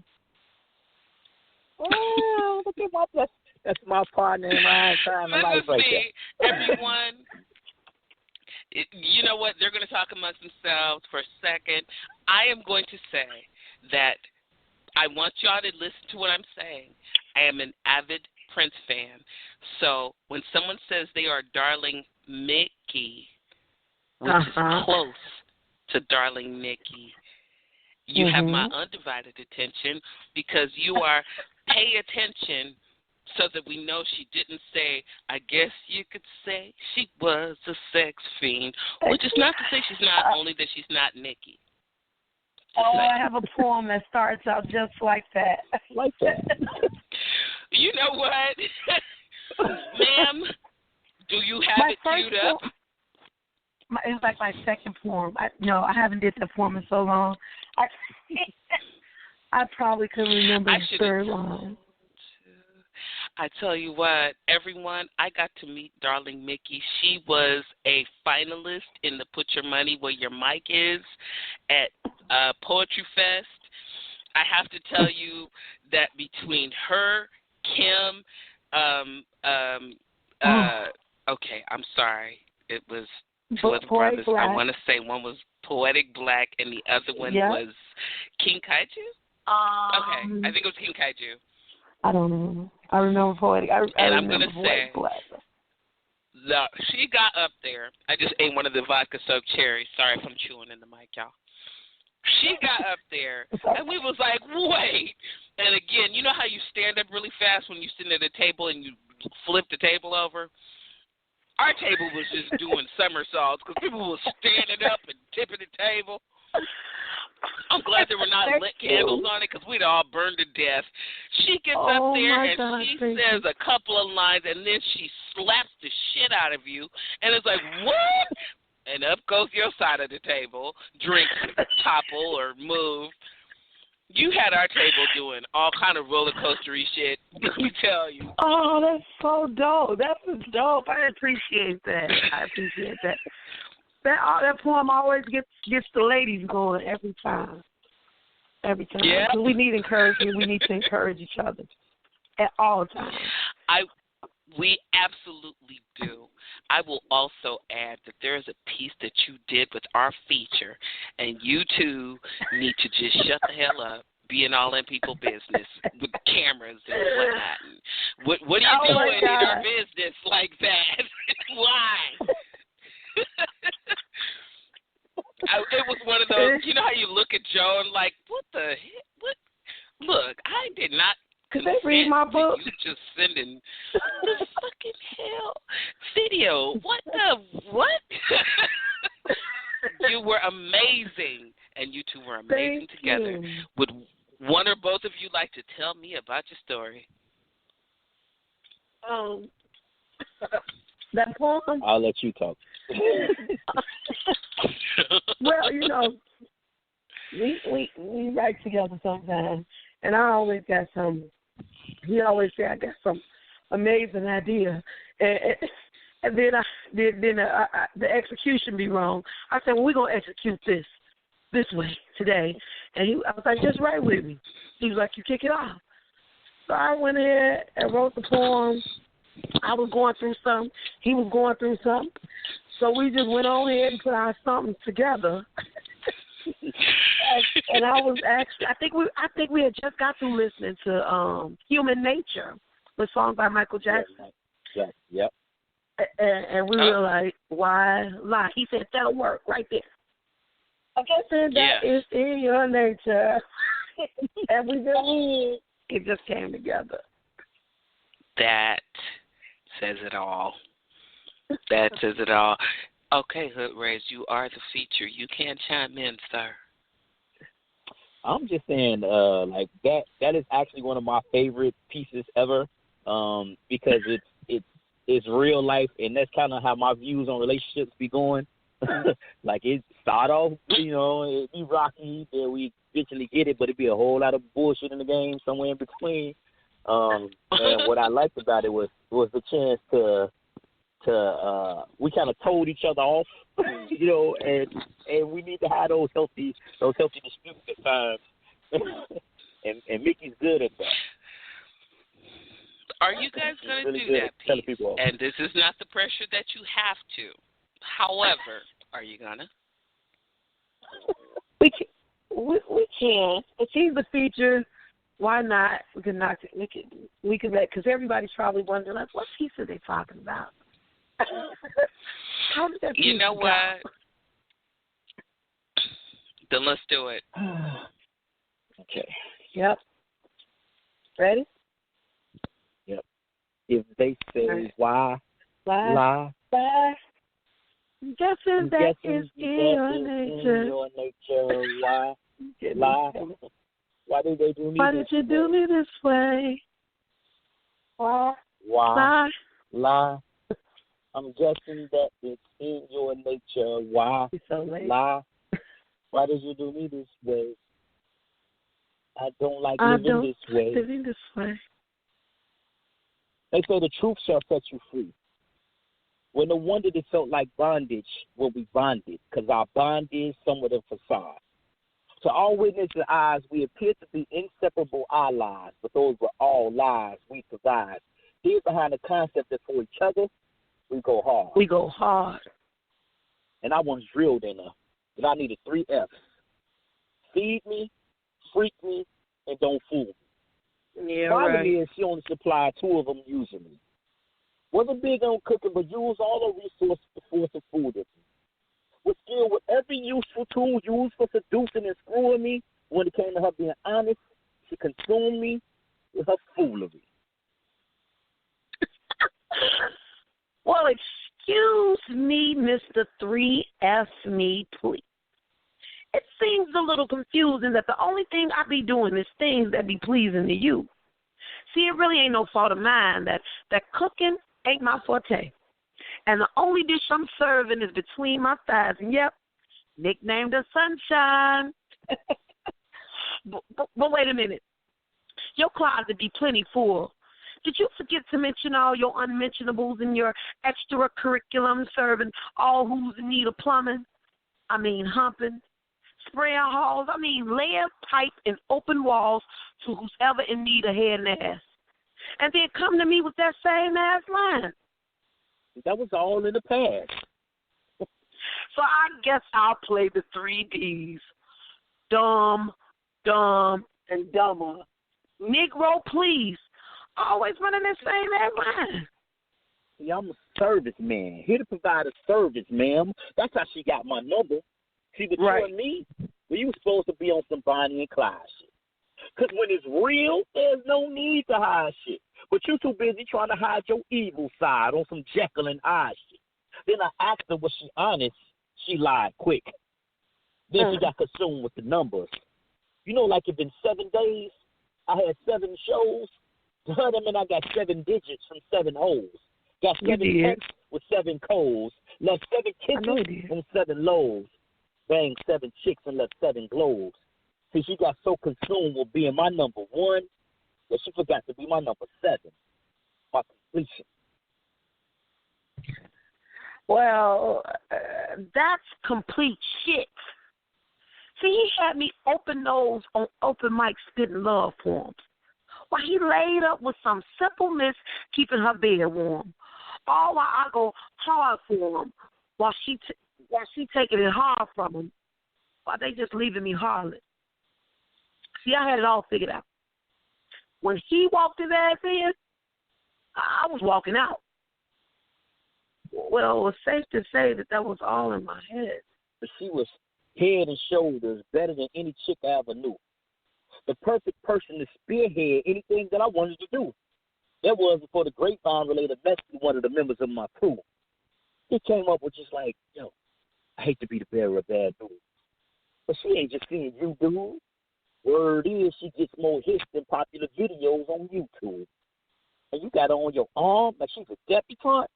Man, she taking beef and 5 dives. And I ain't talking about the restaurant. Yeah.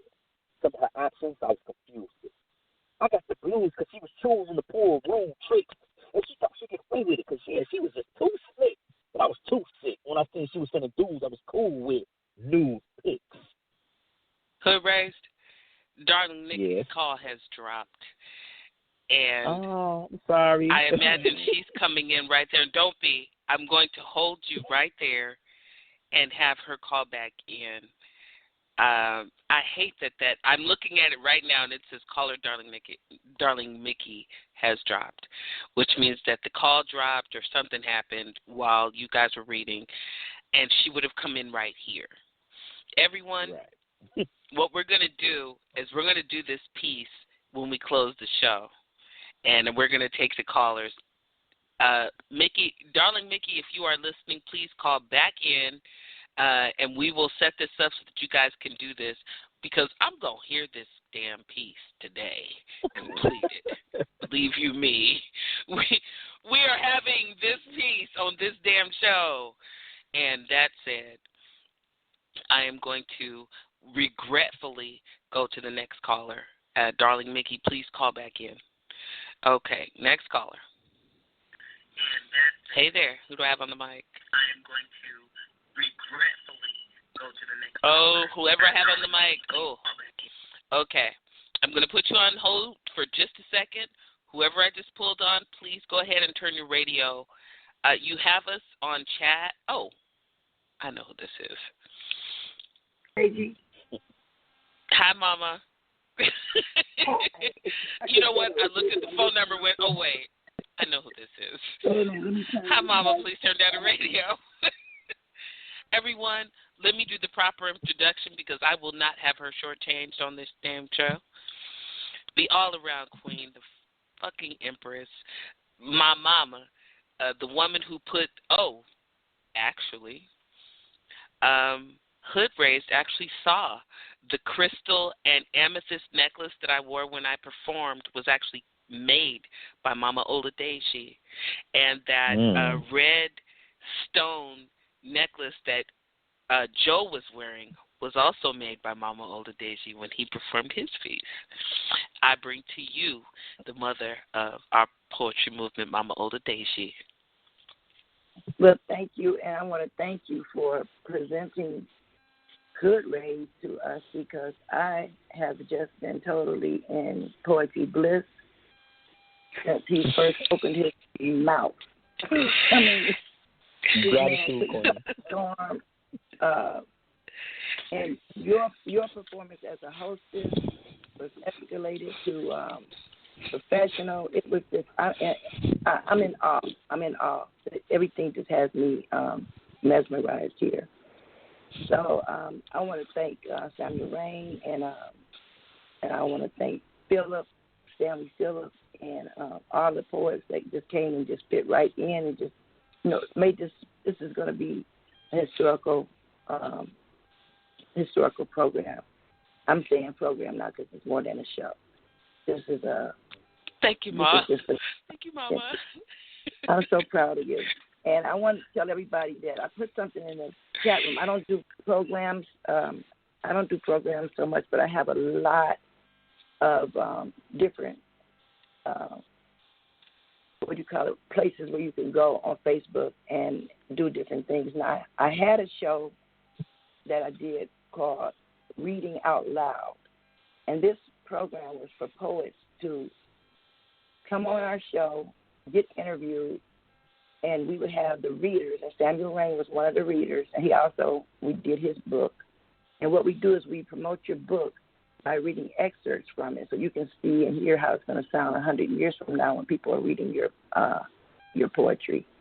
It's called Reading Out Loud. I'm going to start it back up. I did put in the chat room or the event page where you can sign your name and say if you want to be interviewed on that program, and we will give you a date. And if I find 2 more good readers, because I got to have good readers like Sylvia and Samuel Rain, they're excellent readers. And I accept. Absolutely. Okay, so it's called Reading Out Loud. Hood Raised, and just read an event page if you want to sign up for an interview, and we just have a good time with that. So I haven't done it in about 2 years, but I'm opening it back up. I'm looking forward to the opportunity. Sounds amazing. And Mama, when you're ready for me to read, you just let me know when. I'm in. Okay, you're very welcome. Thank you so much, because that's all I needed, some good readers. So, also, I want to tell Hood Raised I have another program called Book Swap Meet, and this is because all of us poets basically have a book except for me, but I'm getting 6 of them together at one time, and 5 of them. Thank God. You have 2. Thank God. 2 main. Everybody that's helping Mama, thank you. It only took us 2 years to get the battery changed in the smoke detector. Hopefully, we're going to be a lot faster about the book. Well, the book. And now that I have the programs that you need, I just got a new computer. Whatever you need with the programs, let's talk offline. I got you. Okay, so this is called Book Swap Meet, and the reason I have that is so all the poets can get to know each other and to know, or writers. They don't have to be a poet. They can have any type of book. But you put your name in your book and promote it on that page. And if some of the other poets, if you would like their book, you can swap with them as well as promote your book for people who want to buy it. Because I know we can't buy over 2,000 or 3,000 books, but we might have certain poets that we might want to. I want to exchange my book with yours, and we can just swap like that. So Sylvia can get her library together without losing her fortune.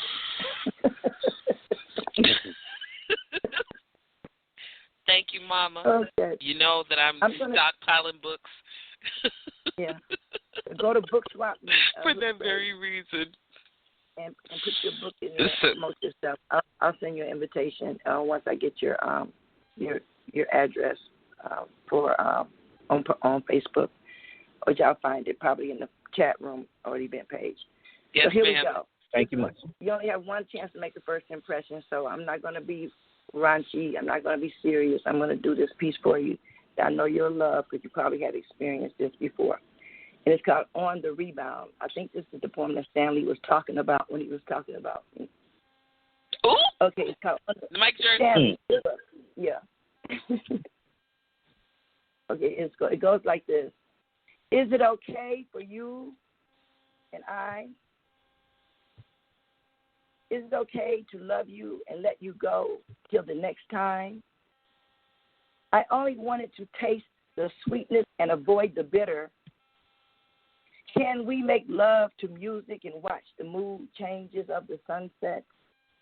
Can I snuggle up on lavender sheets alone after you've gone home? Can I linger in the essence of your scent, your pheromones, reminiscing of the hours before that we spent? Is it okay for me to be selfish? Selfishly, I'll call you later. Continue to show my gratitude by giving you good poems? I hope so, because I only wanted to taste the sweetness and avoid the bitter. My tolerance level subsides when you leave my bedside. Will it be okay for me to call you on the days I need you, when I need you? Is it all right with you to eat my good cooking and share a meal, give me praises for my special dish, and make love to me again, sip wine, and then say farewell until we meet again? You know how I am, and I like your company, and I like my own space. But if and when you leave the toilet seat up again, I do not know what I might say or do. We women have hated when men leave toilet seats up like forever ago. Since Grandma had indoor plumbing, you've known that to be a no-no. Oh, and those little shavings you leave about from your man hairs, that unnerves me. Or piss around the toilet floor as if you're marking your spot. Yeah, I'll be transformed into a termagant. I will cuss and rant if you piss around the side as if you're using a urinal. Or leave that seat up. I can't be held responsible, especially if I fall into the latrine late at night. It makes me feel disrespected. Guaranteed, I'll become really mean and cause a scene because you're a visitor and you won't keep my bathroom clean. So it's fine with me. If you make love to me and leave, call me when you get home. Let's make this relationship last. Don't stick around. See you next time. I love you, baby, and I'll catch you on the rebound. When once again, we'll make love to music and watch the mood change of the sunset. In peace. Wow. Wow. Mama. She just treated him. She just kissed him on the forehead and patted him on the ass and pointed at the door with a reusable shopping bag on the doorknob with every stitch of everything he left in her house in it. Take all your shit with you. Don't let the doorknob not hit you in the ass. Love you, love you, love you, love you. That's before you've made the commit. Come back. You know, well, that's renegotiated. When you actually are in the committed relationship, those things are said, and they don't leave like that. But when you're still in the please go home phase, there will be a Safeway bag with that thing, the pair of shoes under my bed, the extra razor, and if you pee on the floor in my bathroom, and I have a cat, and I have a man. So even if you're visiting and there's nothing happening, if you pee on my floor, you may never come to my house again, ever. And leave the toilet. And don't leave the toilet. Leave those little man hairs all over my bathroom. Right? Never. Never. Oh, God. Wow. You know what? Joseph Perry, thank you. Thank you. The fear was there, and you came through, brother. Thank you. Well, when they do it right, and he goes in, and you're like, wow. And the cat approves. I posted it on the wait. page. You can see a picture of Thank my face. you. You can see a picture of how I look when that happens. Oh, wow. Everyone that's on the line right now, if you're listening online, you have 2 minutes to call in, or else the broadcast will end, and you can only hear the show if you're called in. 319-527-6300. Call in now if you're listening online. If you're already online with us, hey, if you haven't already pressed 1, press it now. We have another hour of show to go. And so we're going to go through all the calls. I would like to tell you again, Mama Ola Daisy just came in here and fucking taught. She fucking came in here and pointed, gave you the bony finger. I love you. I hope you come back tomorrow. Right. All right. Yeah. There's a person called Carl Philly in the chat room that wants to call in, so maybe you might want to post that number in the event page. Carl Philly. I absolutely will. Okay. Bye-bye. I'm listening online. Oh, thank you, Mama. I love you. All right.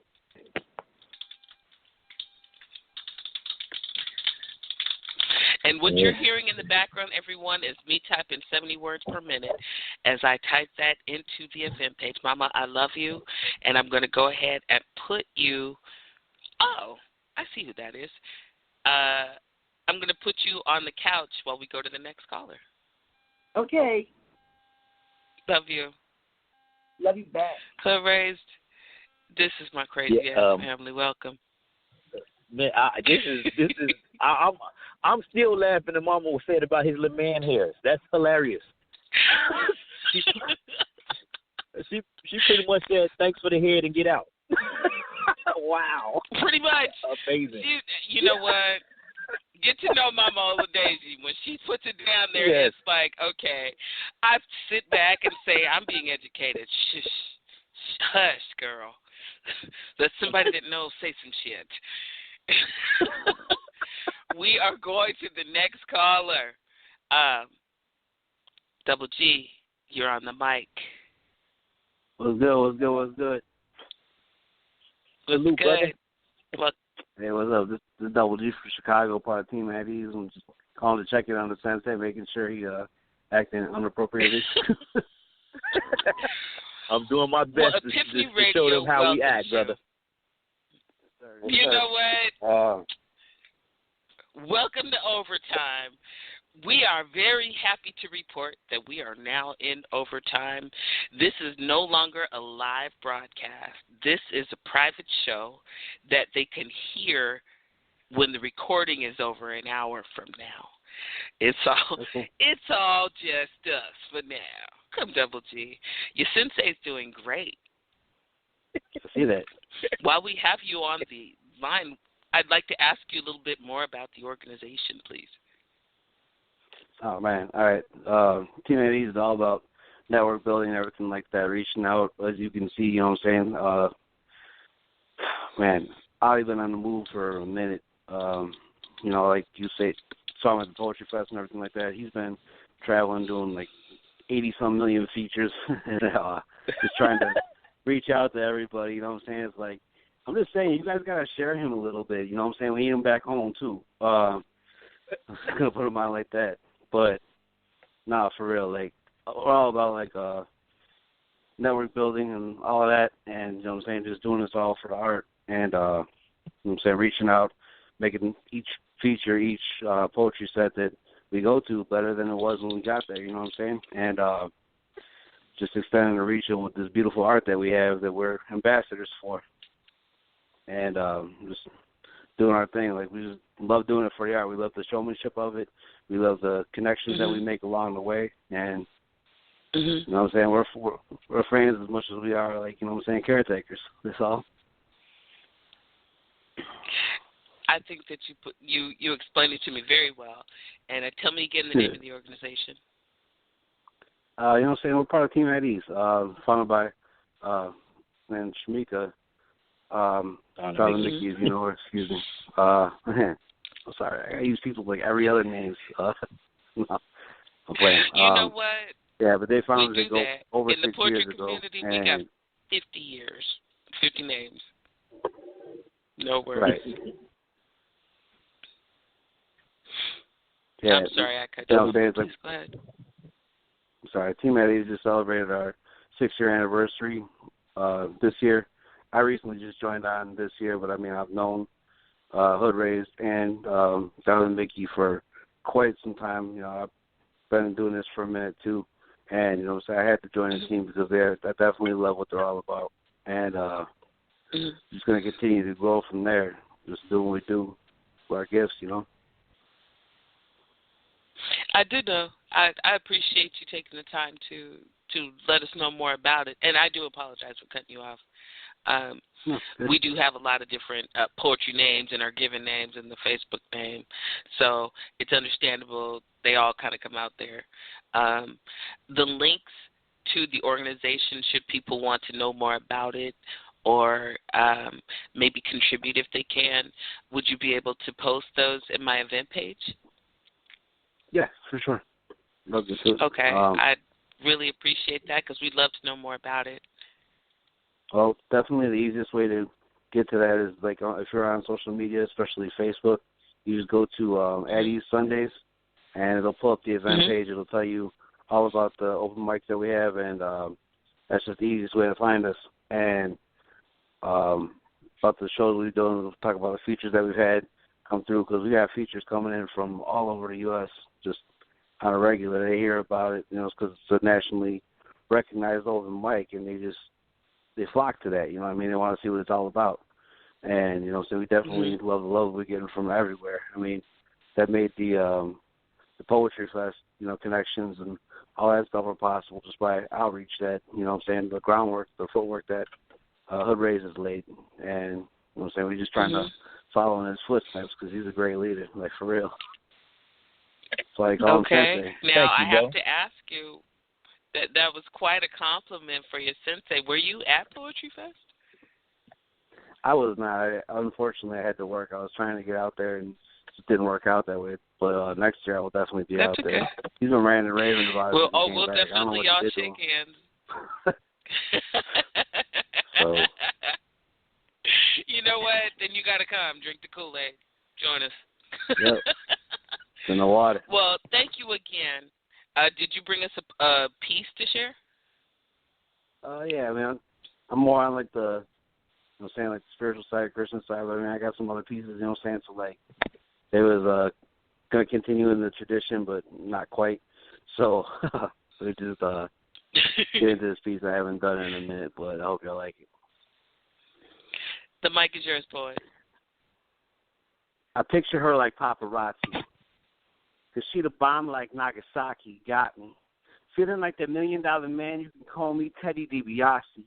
She can change her name from Adrian and I'll still be Hiraki, not trying to sound cocky, because she and I were meant to be. It's like God tailor made her just for me, and like a sailor longs to be at one with the sea. Maybe, baby, I'm just hoping that your ocean's still feeling cold and blue without me. See, I love her for life like Jodeci. I'd gladly fall head over heels for her, hopelessly, just a reaction to her affection provoking me for being my resuscitation when this cruel world was choking me. See, I'd write a verse for every breath that she breathed. And I wear flip-flops to expose my soul, and I rock tank tops just to prove there are no tricks up these sleeves. Be the provider of everything that she needs. Trust me, if she cut me, she'll see it's her that I bleed. Indeed. Chocolate is my favorite flavor. And since our first kiss, it's been a taste of her sweet lips that I savor. See, she occupies my daydreams, and in the night, I crave her. I often fantasize how I'd administer the oral servitude that would make her shiver, and I'd visualize how her bottom lip would quiver with every thrust that I deliver, and I'd strive to make her body quake to the limited size of magnitude of scales and measure vibrations in increments called Richter, making me the reason that she smiles in every picture, because I'm convinced that a man can love a woman as God depicts in Scripture. See, for her, I labor, sweat, and toil, and thoughts of her comfort me when this world makes my blood begin to boil, and together we shine bright, but she reflects my light like foil. Can't deny the fact that she spoils me with her presence, and each chance I get, I inhale her essence and exhale excellence. It's just without her is a life sentence that I'm not prepared to face, so love, let me fill your life with memories that time cannot erase. The truth is, I'm just happy she acknowledged me. I was already in school in the language of love and was kind of hoping that she'd college me. I worked hard to obtain a master's degree in her biology, psychology, and anatomy, and for her, love has been foregone the pageantry. See, this is who I am.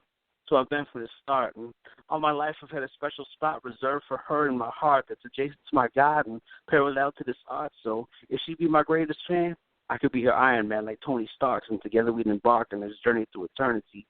One thing's a certainty. Though I don't know how you do the voodoo that you do, is like that song from The Roots featuring Erykah Badu, just baby, don't worry. You know that you got me. That's that piece. Getting that double G, I see you. See you, Jay. You learned. Man, got words. You did that. You did that.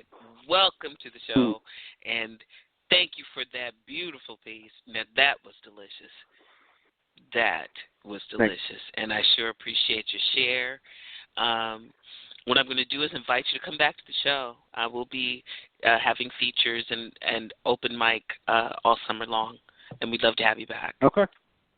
Awesome. Just get a hold of me, talk to Audi, whatever. Talk to Hood Rays, we can set that up. Absolutely. And anything you want to say to Hood Rays before I put you back on the couch? Keep doing what you're doing, man. Lead is lead and don't look back because the rest of the people follow, and we got you, dude. Team Eddie, salute. Salute, bro. Yes, sir. Next on the mic, we have For Real the Poet, CEO of EPiphany Radio. Baby. Baby, take your socks off, family. What's going on, my brother, my sister? Hello. What's up, brother? How you doing? Hey, man. I'm just sitting back enjoying this feature, man. This is a great, great feature, man. And I want to congratulate you on being featured at EPiphany Radio, Poetry in the Raw. Brother, I dig your flavor, your vibe, everything you're doing. I got to kick out the story about you and your daughter, how she spun you around in that chair, man. That just touched my heart. I look forward to meeting you. There ain't no problem, man. You're doing good things within this poetry community, and I salute you, man. Respect, bro. And it's this again. This art has it's taken me so many places. You know what I mean? The very first poem I ever wrote was to heal myself, and once I seen what it was all about, I've been using it to continue to heal myself, to heal anybody that I think needs it. So the art is bigger than us all. So right. Stay true to it. Hey, that's a beautiful thing about poetry and the arts and having the ability to express ourselves. So once again, I commend you on how you're expressing yourself, man. Let it take you, man. Let it take you far. Respect, thank you so much, For Real. Thank you so much, and thank you for the platform, brother. I know when I first told you, so I'd like to do features all summer. Yeah, I can beautiful. laugh now and say that I think that we can have a conversation about what we do all summer long, and everybody can play. And so far, it's going really well. So thank you for trusting my vision. Thank you. Hey, you're doing good. And you started it off with a bang, and I'm so proud of you, and I'm happy. Once again, congratulations, man. Hood raised, man. I'm going to get whatever products you put out there, man. I hope you put that information in the event page so that we can salute you and support you. Absolutely. I will do just that. Absolutely. Appreciate it. All right. Well, I'm going to do this little piece here, if I can. Make sure that your microphone is okay before you start, because it's just started to go out, but the mic is yours, Poet. Wait, say something. All righty then. Okay, can you hear me pretty well? Yes. The mic is yours. All right. Thank you. I picture that I can read your mind. I picture that. I picture that. I picture that. I picture that I can read your mind. I picture that. I picture that. Fading pictures. I keep our love in a photographed album where the memories play like heartfelt visuals, keepsakes forevermores, in a sacred place stored, a closed book forever open to the whole of the soul's core, where the deepest parts of me forever wants to be eternally sewn and enchantingly weaved with she, her and me. Picture that. Our love in a photographed album, where forever these memories weep for me. Melancholy sobs strum on silken strings. Oh, how we harmonized together, her and me. Breathlessly, our wantings, our longings, sharing often how we dreamt of things to be. That thirst was never quenched. So much have I not mentioned the kissing and hugging that played with Father Time felt like eternity. We kissed forever, hearts pressed together.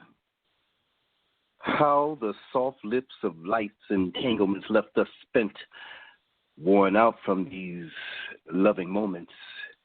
She was my energy, my bunny, my heart. I can still feel hers beating. So how could this be that what we once had is not what used to be? Fading is her voice's heart, in the distant singing in this photograph album full of all these abandoned memories.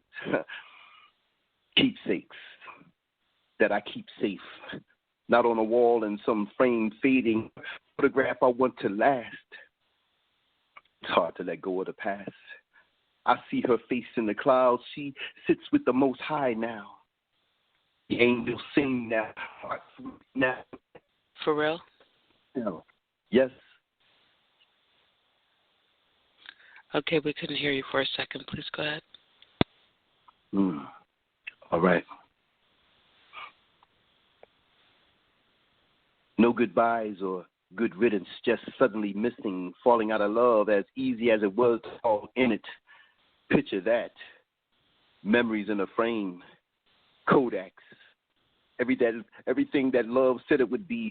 Everything love said it would be. Love said that it would be that breath breeze that brought peace.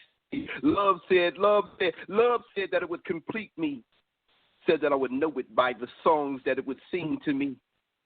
Said that it would be proof to the table set for two. Now alone, heart impaired, one chair to sit and stare. You were once there. It was just a dream. Love lied to me, came to me, then abandoned me. Said that I wouldn't need sight to see. Said that I would know it by its heartbeat. But within all that was said, no one said that it would then leave me. Like leaves that fall in the fall of trees, leaving behind what used to be. Branches splinter like misunderstandings. Love said that it would be there for me. But you never said that it would be temporary. Love, you were everything. Your touch, your scent. Now I stare at a place where you've been. Vivid memories escape me. Seasonal. Picture that. Just wasn't meant to be. Woke up, shook up, eyes tearing up. It was just all a dream. A heart that once lived plentiful. Now there's nothing but poverty. It was all a dream. Everything that love said it would be.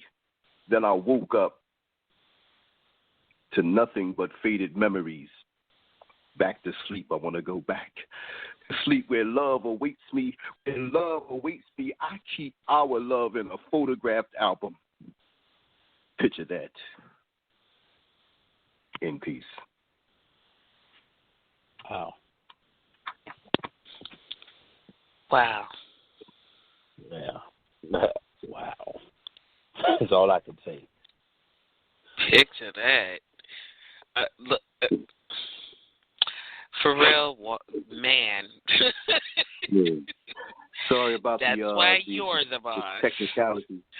Hey, sorry about the technicalities, y'all. I got to work on that. No, hey, look here. That piece is such power, and such power and resignation. You know what? You really do know how to showcase pain. Oh, my Lord. Hey, Payne is my middle name. Definitely resonates. I'm going to hug you and kiss you on your I felt forehead. everything you was going through. Well, thank you, my brother. Funny thinking somebody feeling your pain, but thank you for poetic. No, you know, look, I'm going to put you on the couch. It's your couch, you know where it is. But thank you, and thank you for helping out on the show tonight. Everybody that knows, thank you for the behind-the-scenes help. Mwah. What? Enjoy the show, boss. Baby. They're off. Baby. Well, thank you for real. You know what? My CEO is the business. Next on the mic, we have Brother O. Brother O, do you have a good connection? How you doing? I'm good. How are you? I'm doing fine. Were you able to hear our featured performer? I know it very well. The rest is good, Brother O. Brother O is definitely in the building, like always. What's up, bro? I'm doing good. I'm doing just at my open mic man. last night. Oh, what? Wait, what? Yeah. Brother O is always, he's probably the most supportive poet on the poetry scene in Chicago. Wherever we have an open mic, he's usually one of the first people there. He promotes the show as much as we do. We gave him the award for definitely the most supportive poet in the building, always. What? Brother O, I didn't know you got that award, and congratulations. It is well earned because you promote my show. And thank you so much. What you do in Chicago, you do on the poetry scene on the internet, and we thank you. Oh, no problem. Because one thing I admire about Hood Ray, he's all about the art. He's all about integrity. He's all about just staying consistent with what you do, because eventually what you do is gonna pay off. Yes, sir. Yes, sir. Well, did you bring us a piece? Well, it's my sensual piece that I started to do at Eddie Sundays last night, but I held back. But I just good for you. See, came to the right place.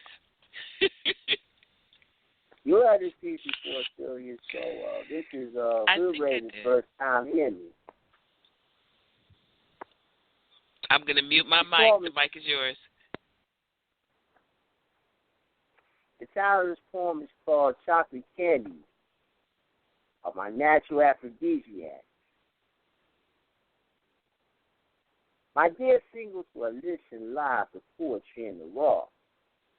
My ideal romantic date with you consists of a scrumptious dinner that satisfies my hunger, along with some champagne or wine that quenches my thirst, while those old school love jams play in the background, because tonight, you're my chocolate and caramel candy bar. The secret to stimulating me essentially and get me in the mood. Have some chocolate candy bars or a box of chocolates nearby.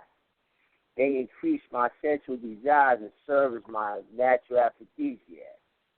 The richer and darker the chocolate, the more it stimulates my mind to get me in the mood. And once I start, I don't stop until my hunger for you is satisfied. Because Queen, you're my Snickers candy bar tonight. Viagra and testosterone boosters won't be the prescription for a night of wild and passionate lovemaking. An entire box of women's samples of Russell Stovers will work wonders as you touch and kiss me all over my body and seduce me with your slow dances, strip teasers, and twerks. Allow me to taste those chocolate lips and serve me your Hershey's kisses one at a time as we hold each other tight in our arms, intertwine our minds and engage into each other's eyes and explore each other like astronauts exploring the far reaches of space. I'm using all of my 10 brother fingers. I'm the master of it. And tonight, sweetie, you're receiving a special VIP treat. The caramel chocolate body is like a Milky Way candy bar, smooth and tasty all over. The caramel and chocolate body are like a box of M&Ms. You simply melt in my mouth, sexy lady. Admiral, my dear single sisters, let me ask this very personal question. How many tongue kisses, bites, and licks does it take to cause you to have multiple earth-shaking orgasms that make women moan as you clench your covers and beg for mercy? How many strokes and licks on your clit does it take to make you rub like a volcano all over my face? And how many strokes and sucks on my 8-inch Tootsie Roll lollipop does it take for me to come into your mouth? Damn, it feels great. Break me off a piece of your Kit Kat bar, cause simply irresistible. Queen, you got me hooked to your chocolate and caramel body, and I'm cashing in my 100-gram candy bar to have as much of you as I can handle. I'm giving you a sexual trifecta in your favorite positions at least 3 times tonight. Missionary, riding, and doggy style, because Brother O is rocking, knocking your boots all night long. And I got the physical stamina to go 12 rounds. For you are my 3 Musketeers candy bar. See, my dear single sisters, once you feed me a piece of chocolate candy, I transform from a quiet and shy brother in the street to a tiger and a lion between cheeks. You're my natural turn on. There ain't nothing like a chocolate caramel sister with a voluptuous figure enhanced with natural curves and beauty. Sexy lady. Chocolate candies are my natural aphrodisiac and a master key to unlock that free. It's been locked up and confined in me for almost a year. And once my sexual desires reach their peak, be prepared for anything as I unleash all of my pent-up energy upon you. Because once you have a brotherhood experience, I'll have you feeling for more sexual satisfaction in your life. Will never be the same once I discover your erogenous zone for your SFE.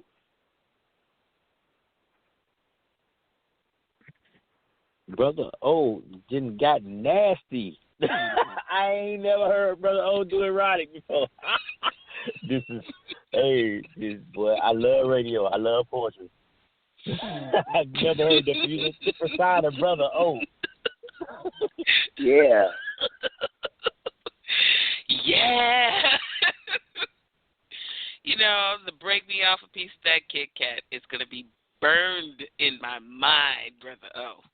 You know, I'm never going to see a Kit Kat bar the same way, ever.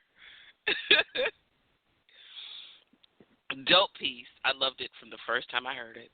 And, you know, we were all jeering you on to do it. And so I'm so glad you shared it on the show.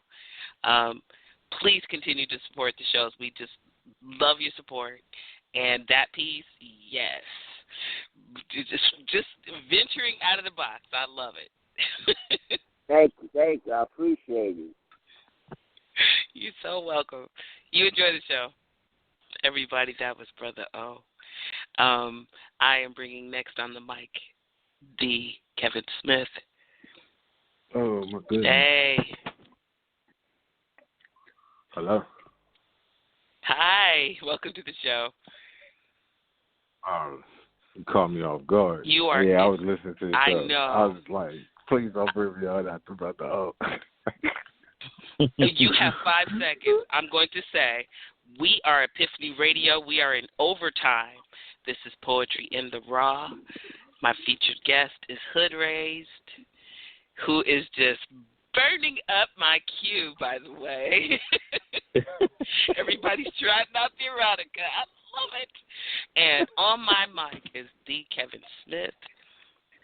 He works the Say That show on alternate Wednesday nights with my girl Say That, and he is also truly a brother in pen.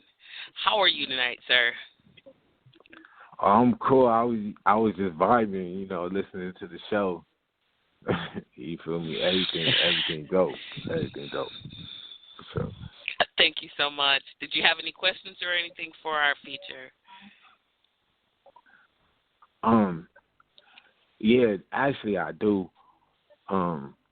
Like in reference to okay, so I've been coming across a couple articles lately that have listed, you know, performance poets or spoken word artists are actually what's killing the art, because like poetry, they're saying basically like poetry already dying within its right as an art on the mainstream, and spoken word or performance art, you know, because it's not about, because basically what he said was he called it barroom, basically, where it's a whole bunch of knob jokes, which in layman's terms mean dick jokes.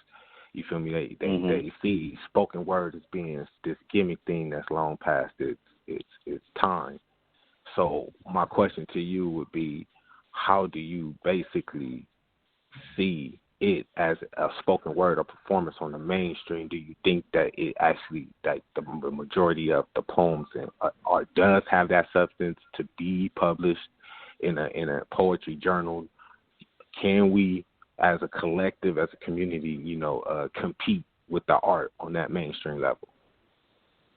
And my answer is absolutely. We have there are, of course, for one, we got to deal with the concept that art does not belong in a box at all.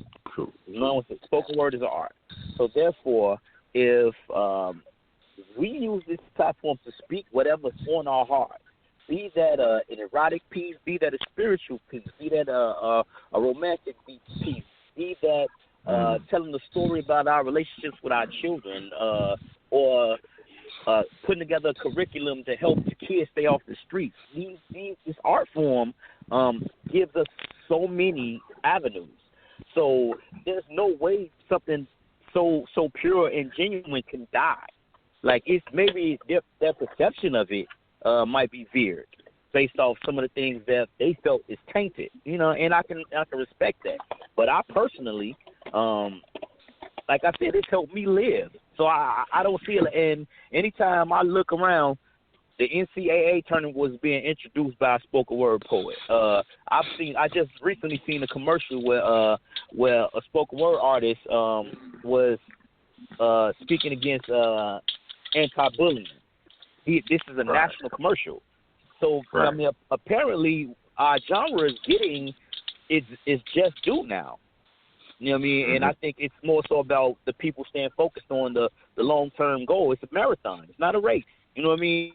It's a marathon. As long as we keep adding the substance to it that it's needed, then it's going to continue to survive.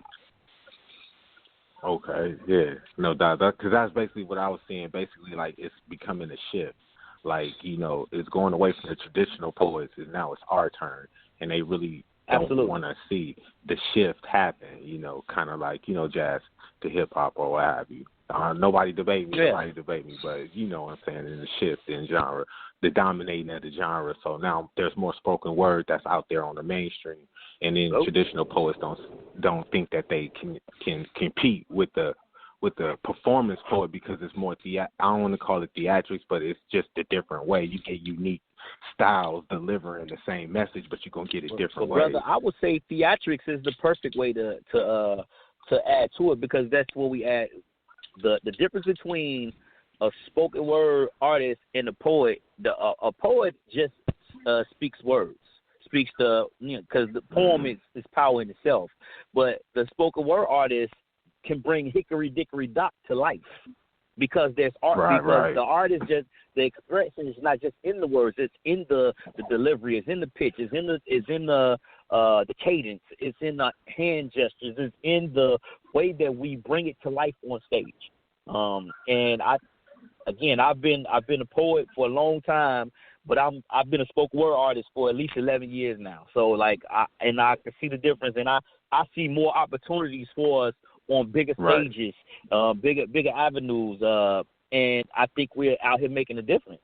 The traditionalists, you know, they have their feelings, but tradition is time can and always will change. That's how it goes.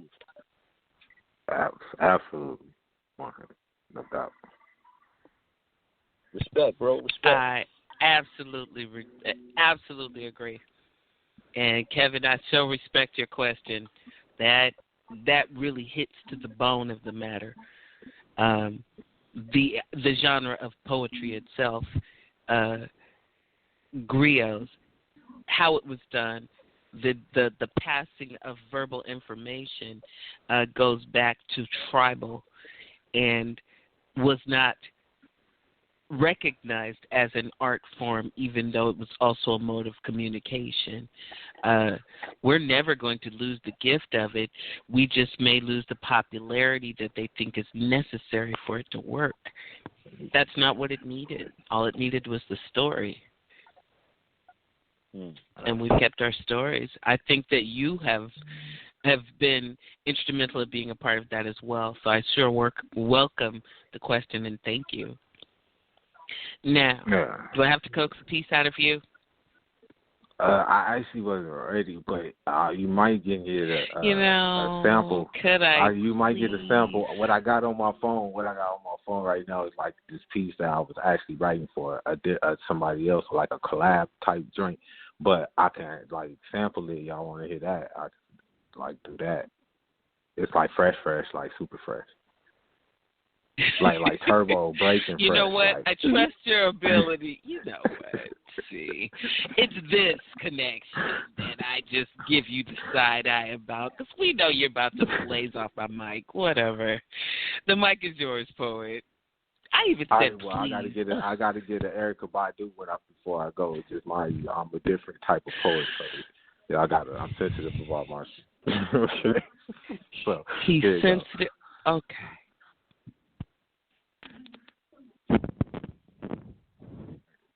It's mine. I'm sorry I didn't hear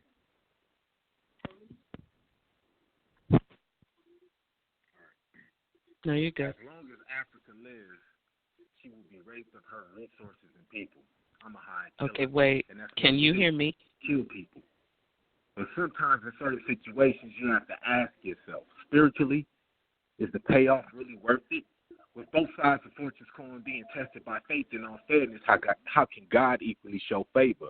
So in all reality, on the battlefield of already claimed land, there ain't no religion being practiced. Just a whole bunch of self-righteousness by men who write history in their own names.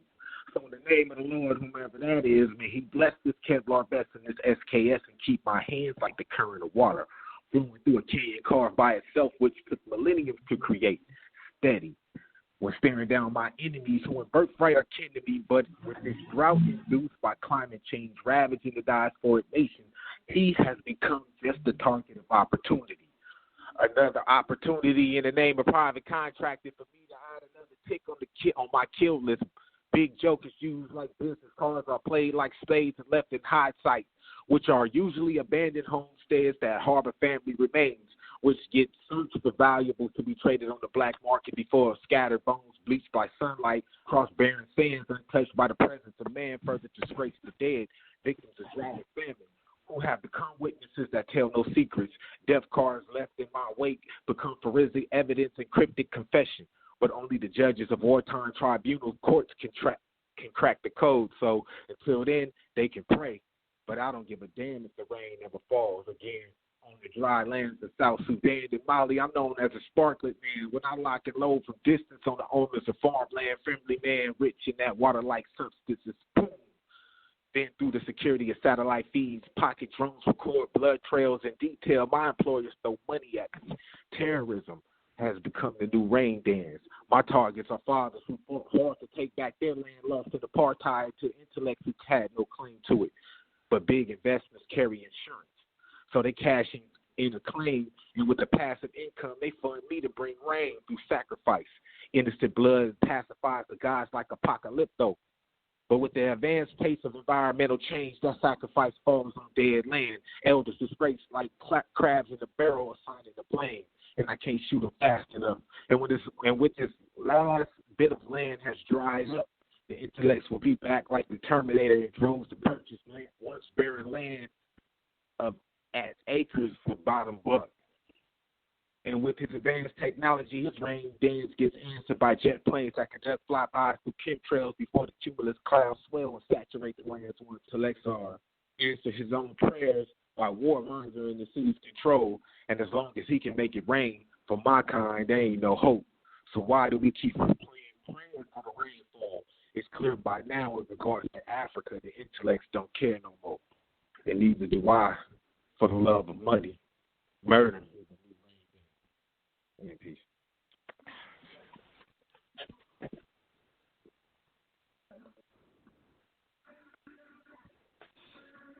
You just wrote that.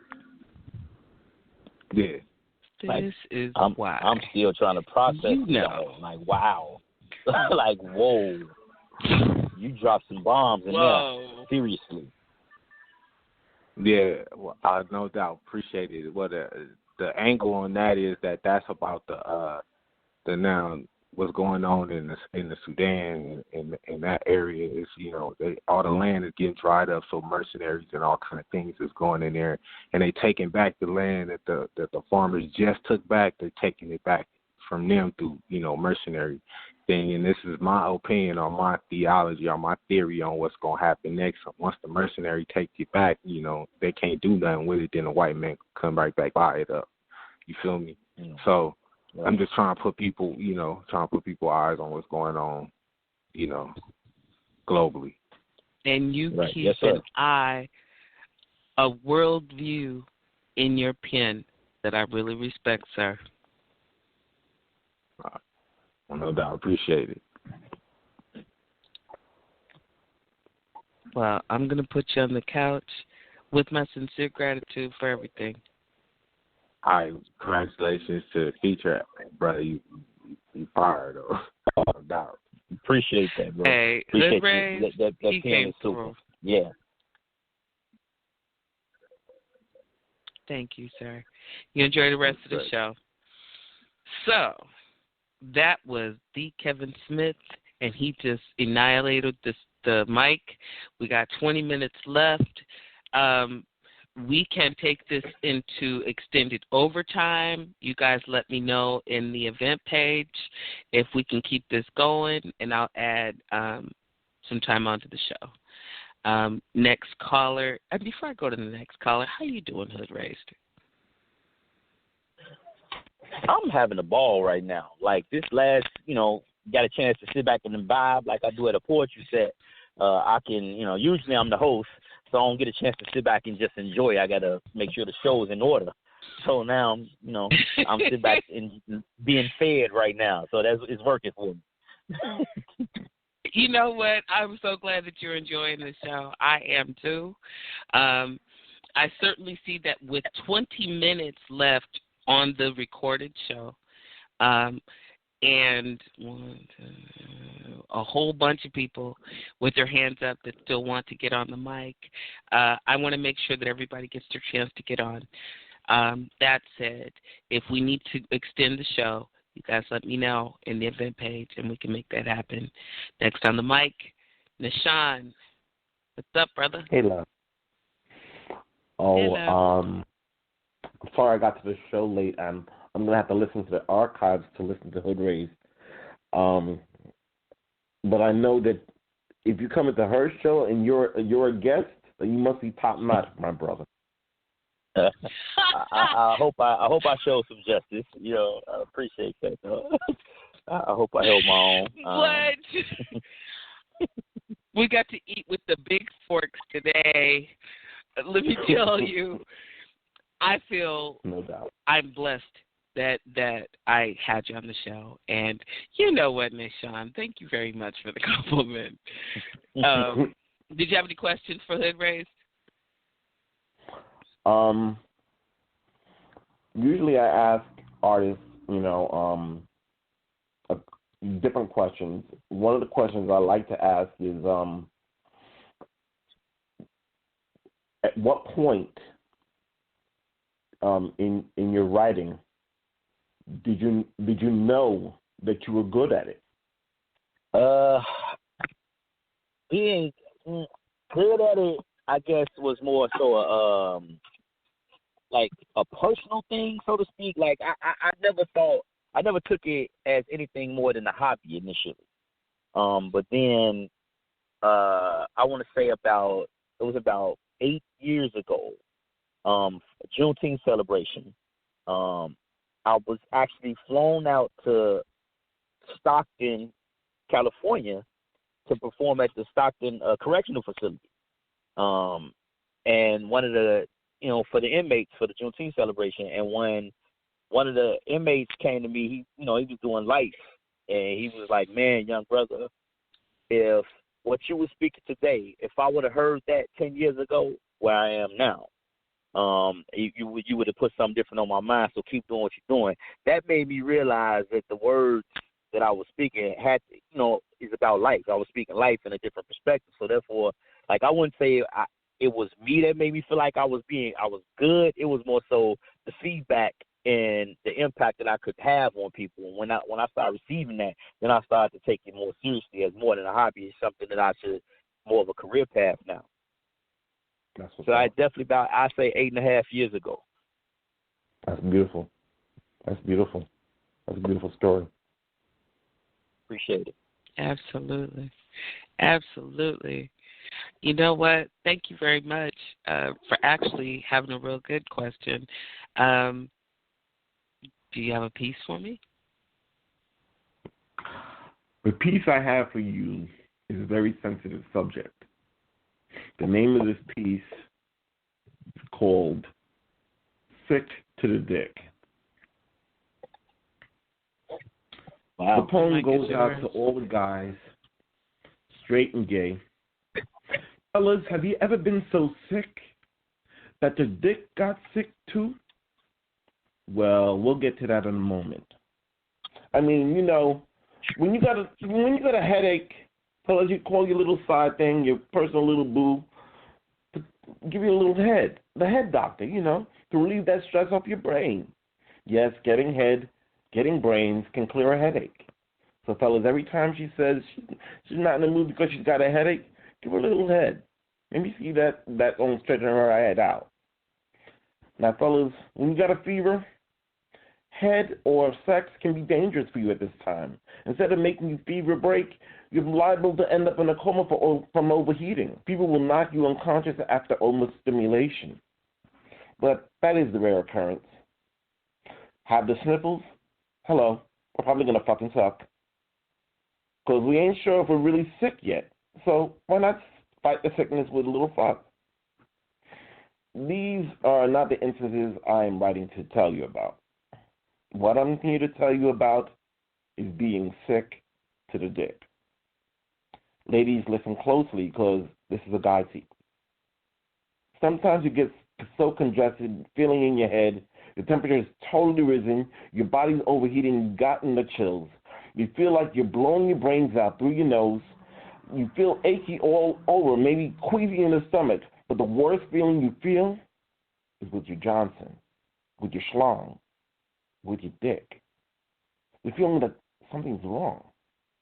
There's this numbing sensation, this painful sensation inside your balls that shouldn't be there. Your shaft is numb also. Only thing your dick is good for is draining bodily waste, hoping that whatever bug has caught you will just exit with each poop and piss. When you're sick to the dick, there's nothing about sex, nothing to think about sex. You can't think about sex because when guys think about sex, they either masturbate or at some point try and get laid. When you're sick to the dick, you can't masturbate. You can't even think about getting laid because your dick ain't working right. It's malfunctioning. Can't get it up even if you wanted to. A forced impotence from a foreign microscopic invader. And every guy who's caught the influenza or the 24 to 48-hour bug can testify that sometimes a man can get so sick that he feels it down in his dick. Our manliness, we start to question at that time. We start saying to ourselves, so no one hears us, why, Dick, why have you gotten sick too? At least when we were partially sick, Dick was still working. Dick, why have you gotten sick too? See? So we start taking all these type of homeopathic remedies, herbal teas and honey, rum tea, honey and lemon, cayenne pepper, garlic, ginger and lemon. And if those don't work, we'll run to the pharmacy and get the Vicks Vapor Rub, Theraflu, Aleve, Tylenol. You name it, we buy it, we use it. All in an attempt to OD the sickness away. But we're not trying to die. We're just trying to kill this motherfucking bug that's afflicting our dick. We start seeing things because we're between half sleep and half consciousness, just enough to make our lights out and shadows and movements.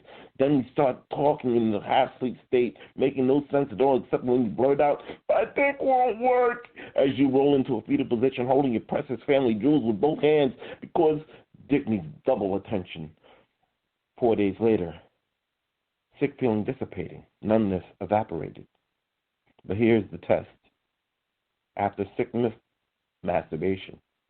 Just a few jerks to get it up, to make sure it's good to go. Just a few more jerks to get rigid and strong. And like we normally are aroused when we are aroused, then a jerk enough to spill that load. Don't want to keep a load of sperm that could have been tainted by sickness. An hour passes, another jerk test. Just to make sure that wasn't a fluke. A few jerks to get up, a few jerks to get rigid and hard, and a hot shower to wash the sick scent. Because now we're ready for sex. And that's our piece. Thank you so much for spitting that piece. I know that very briefly, I will thank you more about the piece in just a second. Hood Raised is going to have to go. And because he's our featured guest, before I let him go, I wanted to thank him so much for being such an amazing interview. I will be sending you the recording of this show in your email as our appreciation for you joining us and for bringing the vibe. Joe, I know that you're on the phone with me and you wanted to say something. Are you there? Yes, I'm here. Definitely congratulate Hood Raised on this, man. Wonderful feature, brother. Wonderful feature. I mean, appreciate that. I learned a lot about you. I sent you a friend request. I put it on the air. I sent you a friend request because, man, I heard a couple of things that you did, and while I was at work at the time. But man, you really are definitely. I wouldn't say spoken word, poet, or you're an artist, man. Gratitude, congratulations to you. That's a real compliment. Well deserved, man. And man, truly, man, you truly blessed, man. Truly blessed individual. I appreciate that. I appreciate you guys for supporting me and for having me on. I will be calling back soon. I got to jump into daddy mode real quick, so I will be talking to you guys soon. Thank you. Have a great rest of the show. Thank you so much, and you have a great night. Everyone, that was Hood Raised, our featured guest. Nishan, I would like to tell you thank you for the piece that you did. I realized that I jumped in and I didn't give you a chance to have review, but I knew that he was going to be going, and I have 8 minutes left of the show. For the open mic and the overtime folks that wanted to spit again, I'm going to go ahead and extend the show another hour and a half. It's the same call-in number. So I'm not sure. You will be dropped from this show and in 8 minutes, and we'll just have to call back in. There. Everybody good? Okay. And this recording is going to be sent to our feature. So thank you, everybody, who tuned in for that. Nishan, you good? I'm good. My goodness, didn't you get mannish? Man, I'm going to have to say, yes, you will be dropping that piece in the event page, and I hope that you'll tune in for the call-in. I got to get off because I have to go to. I got to be at work at 8:00 in the morning. That means I have to leave at 6. And I'm already. Then I'm glad I got you on in time. I'm glad I got you on in time. Thank you so much for sharing the piece with us. No problem. You want me to drop that in the event page? Yes. Oh, okay. You're going to do it? Yeah, I'll drop it in there. Okay. Thank you. Mm-hmm. Everyone, that poet sometimes comes on and sings freaking Prince for me. Nishan, do the thing. Next up, we have the collector. Hey! Good evening. Good evening. Welcome to my show. Hello, little goddess. How are you? What's it been? You know, I've only asked for years, and here you are at long last. I am well, and welcome to Poetry in the Raw. EPiphany Radio presents Poetry in the Raw. We are now 6 minutes from going to the backup show. So I'm glad I could call in tonight. I'm glad you could, too. I am so glad you could, too. Did you bring a piece? I did. I brought one particular piece that you've heard before. Right on. Is it under 5 minutes? Because I don't want you to be cut off while you're reading it. Yes, it's under 5 minutes. It's definitely under 5 minutes. Oh, right on. I know what you're talking about. The mic is yours. Okay. This piece is called Nasty Words. 5:53 a.m. and you want to wake a brother up, huh? Like we didn't just fuck before we went to sleep, huh? So you want more, huh? Like my 1 nut to your 3 wasn't fair. You say you want to even the score, huh? You swear you a nympho. Insatiable. Like if I don't give you this dick, you're going to get straight up hateful. But you hear the growl in my voice. I feel you grabbing me. If I turn over, you're going to get it. You better leave well enough be. Be committed in your choice, because I'm about 2 seconds off that booty. I feel the heat from your breath as you whisper, give it to me. We're off to the races. Come here, you little whore. Is this what you wanted? Don't let daddy rest. So then you get slutted. Pussy soaking wet. Who told you could touch it? I see you had your toy out. Who told you could fuck it? Spread your fucking legs open. I ain't fucking playing. We're not playing by your rules. Here, let me explain. You better get an angry fuck from an angry man. Fuck that. An angry beast. Hold on if you can. Clit half swollen? I'll suck it till it's all the way there. Turn you over, smack your ass, and pull on your hair. Slide 2 fingers in that ass. I don't care if you cry. Feels like I split you open, but really, bitch, did you die? Shut the fuck up, you nasty slut. Take this dick, you my bitch. Ride that shit. Pull it out, lick all over my shit. Spit on my dick, then grab it and rub it all over that swollen clit. Don't run, because then I will wreck your shit. Look me dead in my eye when I slide in, and I wait 2 seconds before I begin. And this is how I fuck you. And this is how you love it. And this is when you scratch my back. And this is when our thighs start to smack. And this is when you beg for more. And this is when your pussy gets sore. And my dick gets raw. And you start to roar. And you start to scream. And the cat wakes up and starts watching this crazy scene. And the sun starts to rise. And the bodies, and the sweat on our bodies. And the biting, and the squirting, and the coming. And I'm coming. I'm coming. I'm coming. Oh, fuck. Score. You're 6 to my 2. Who beat who? You sigh and exhale. I can't stand you. I look you dead in your eye and I say, yeah, I love you too. In peace.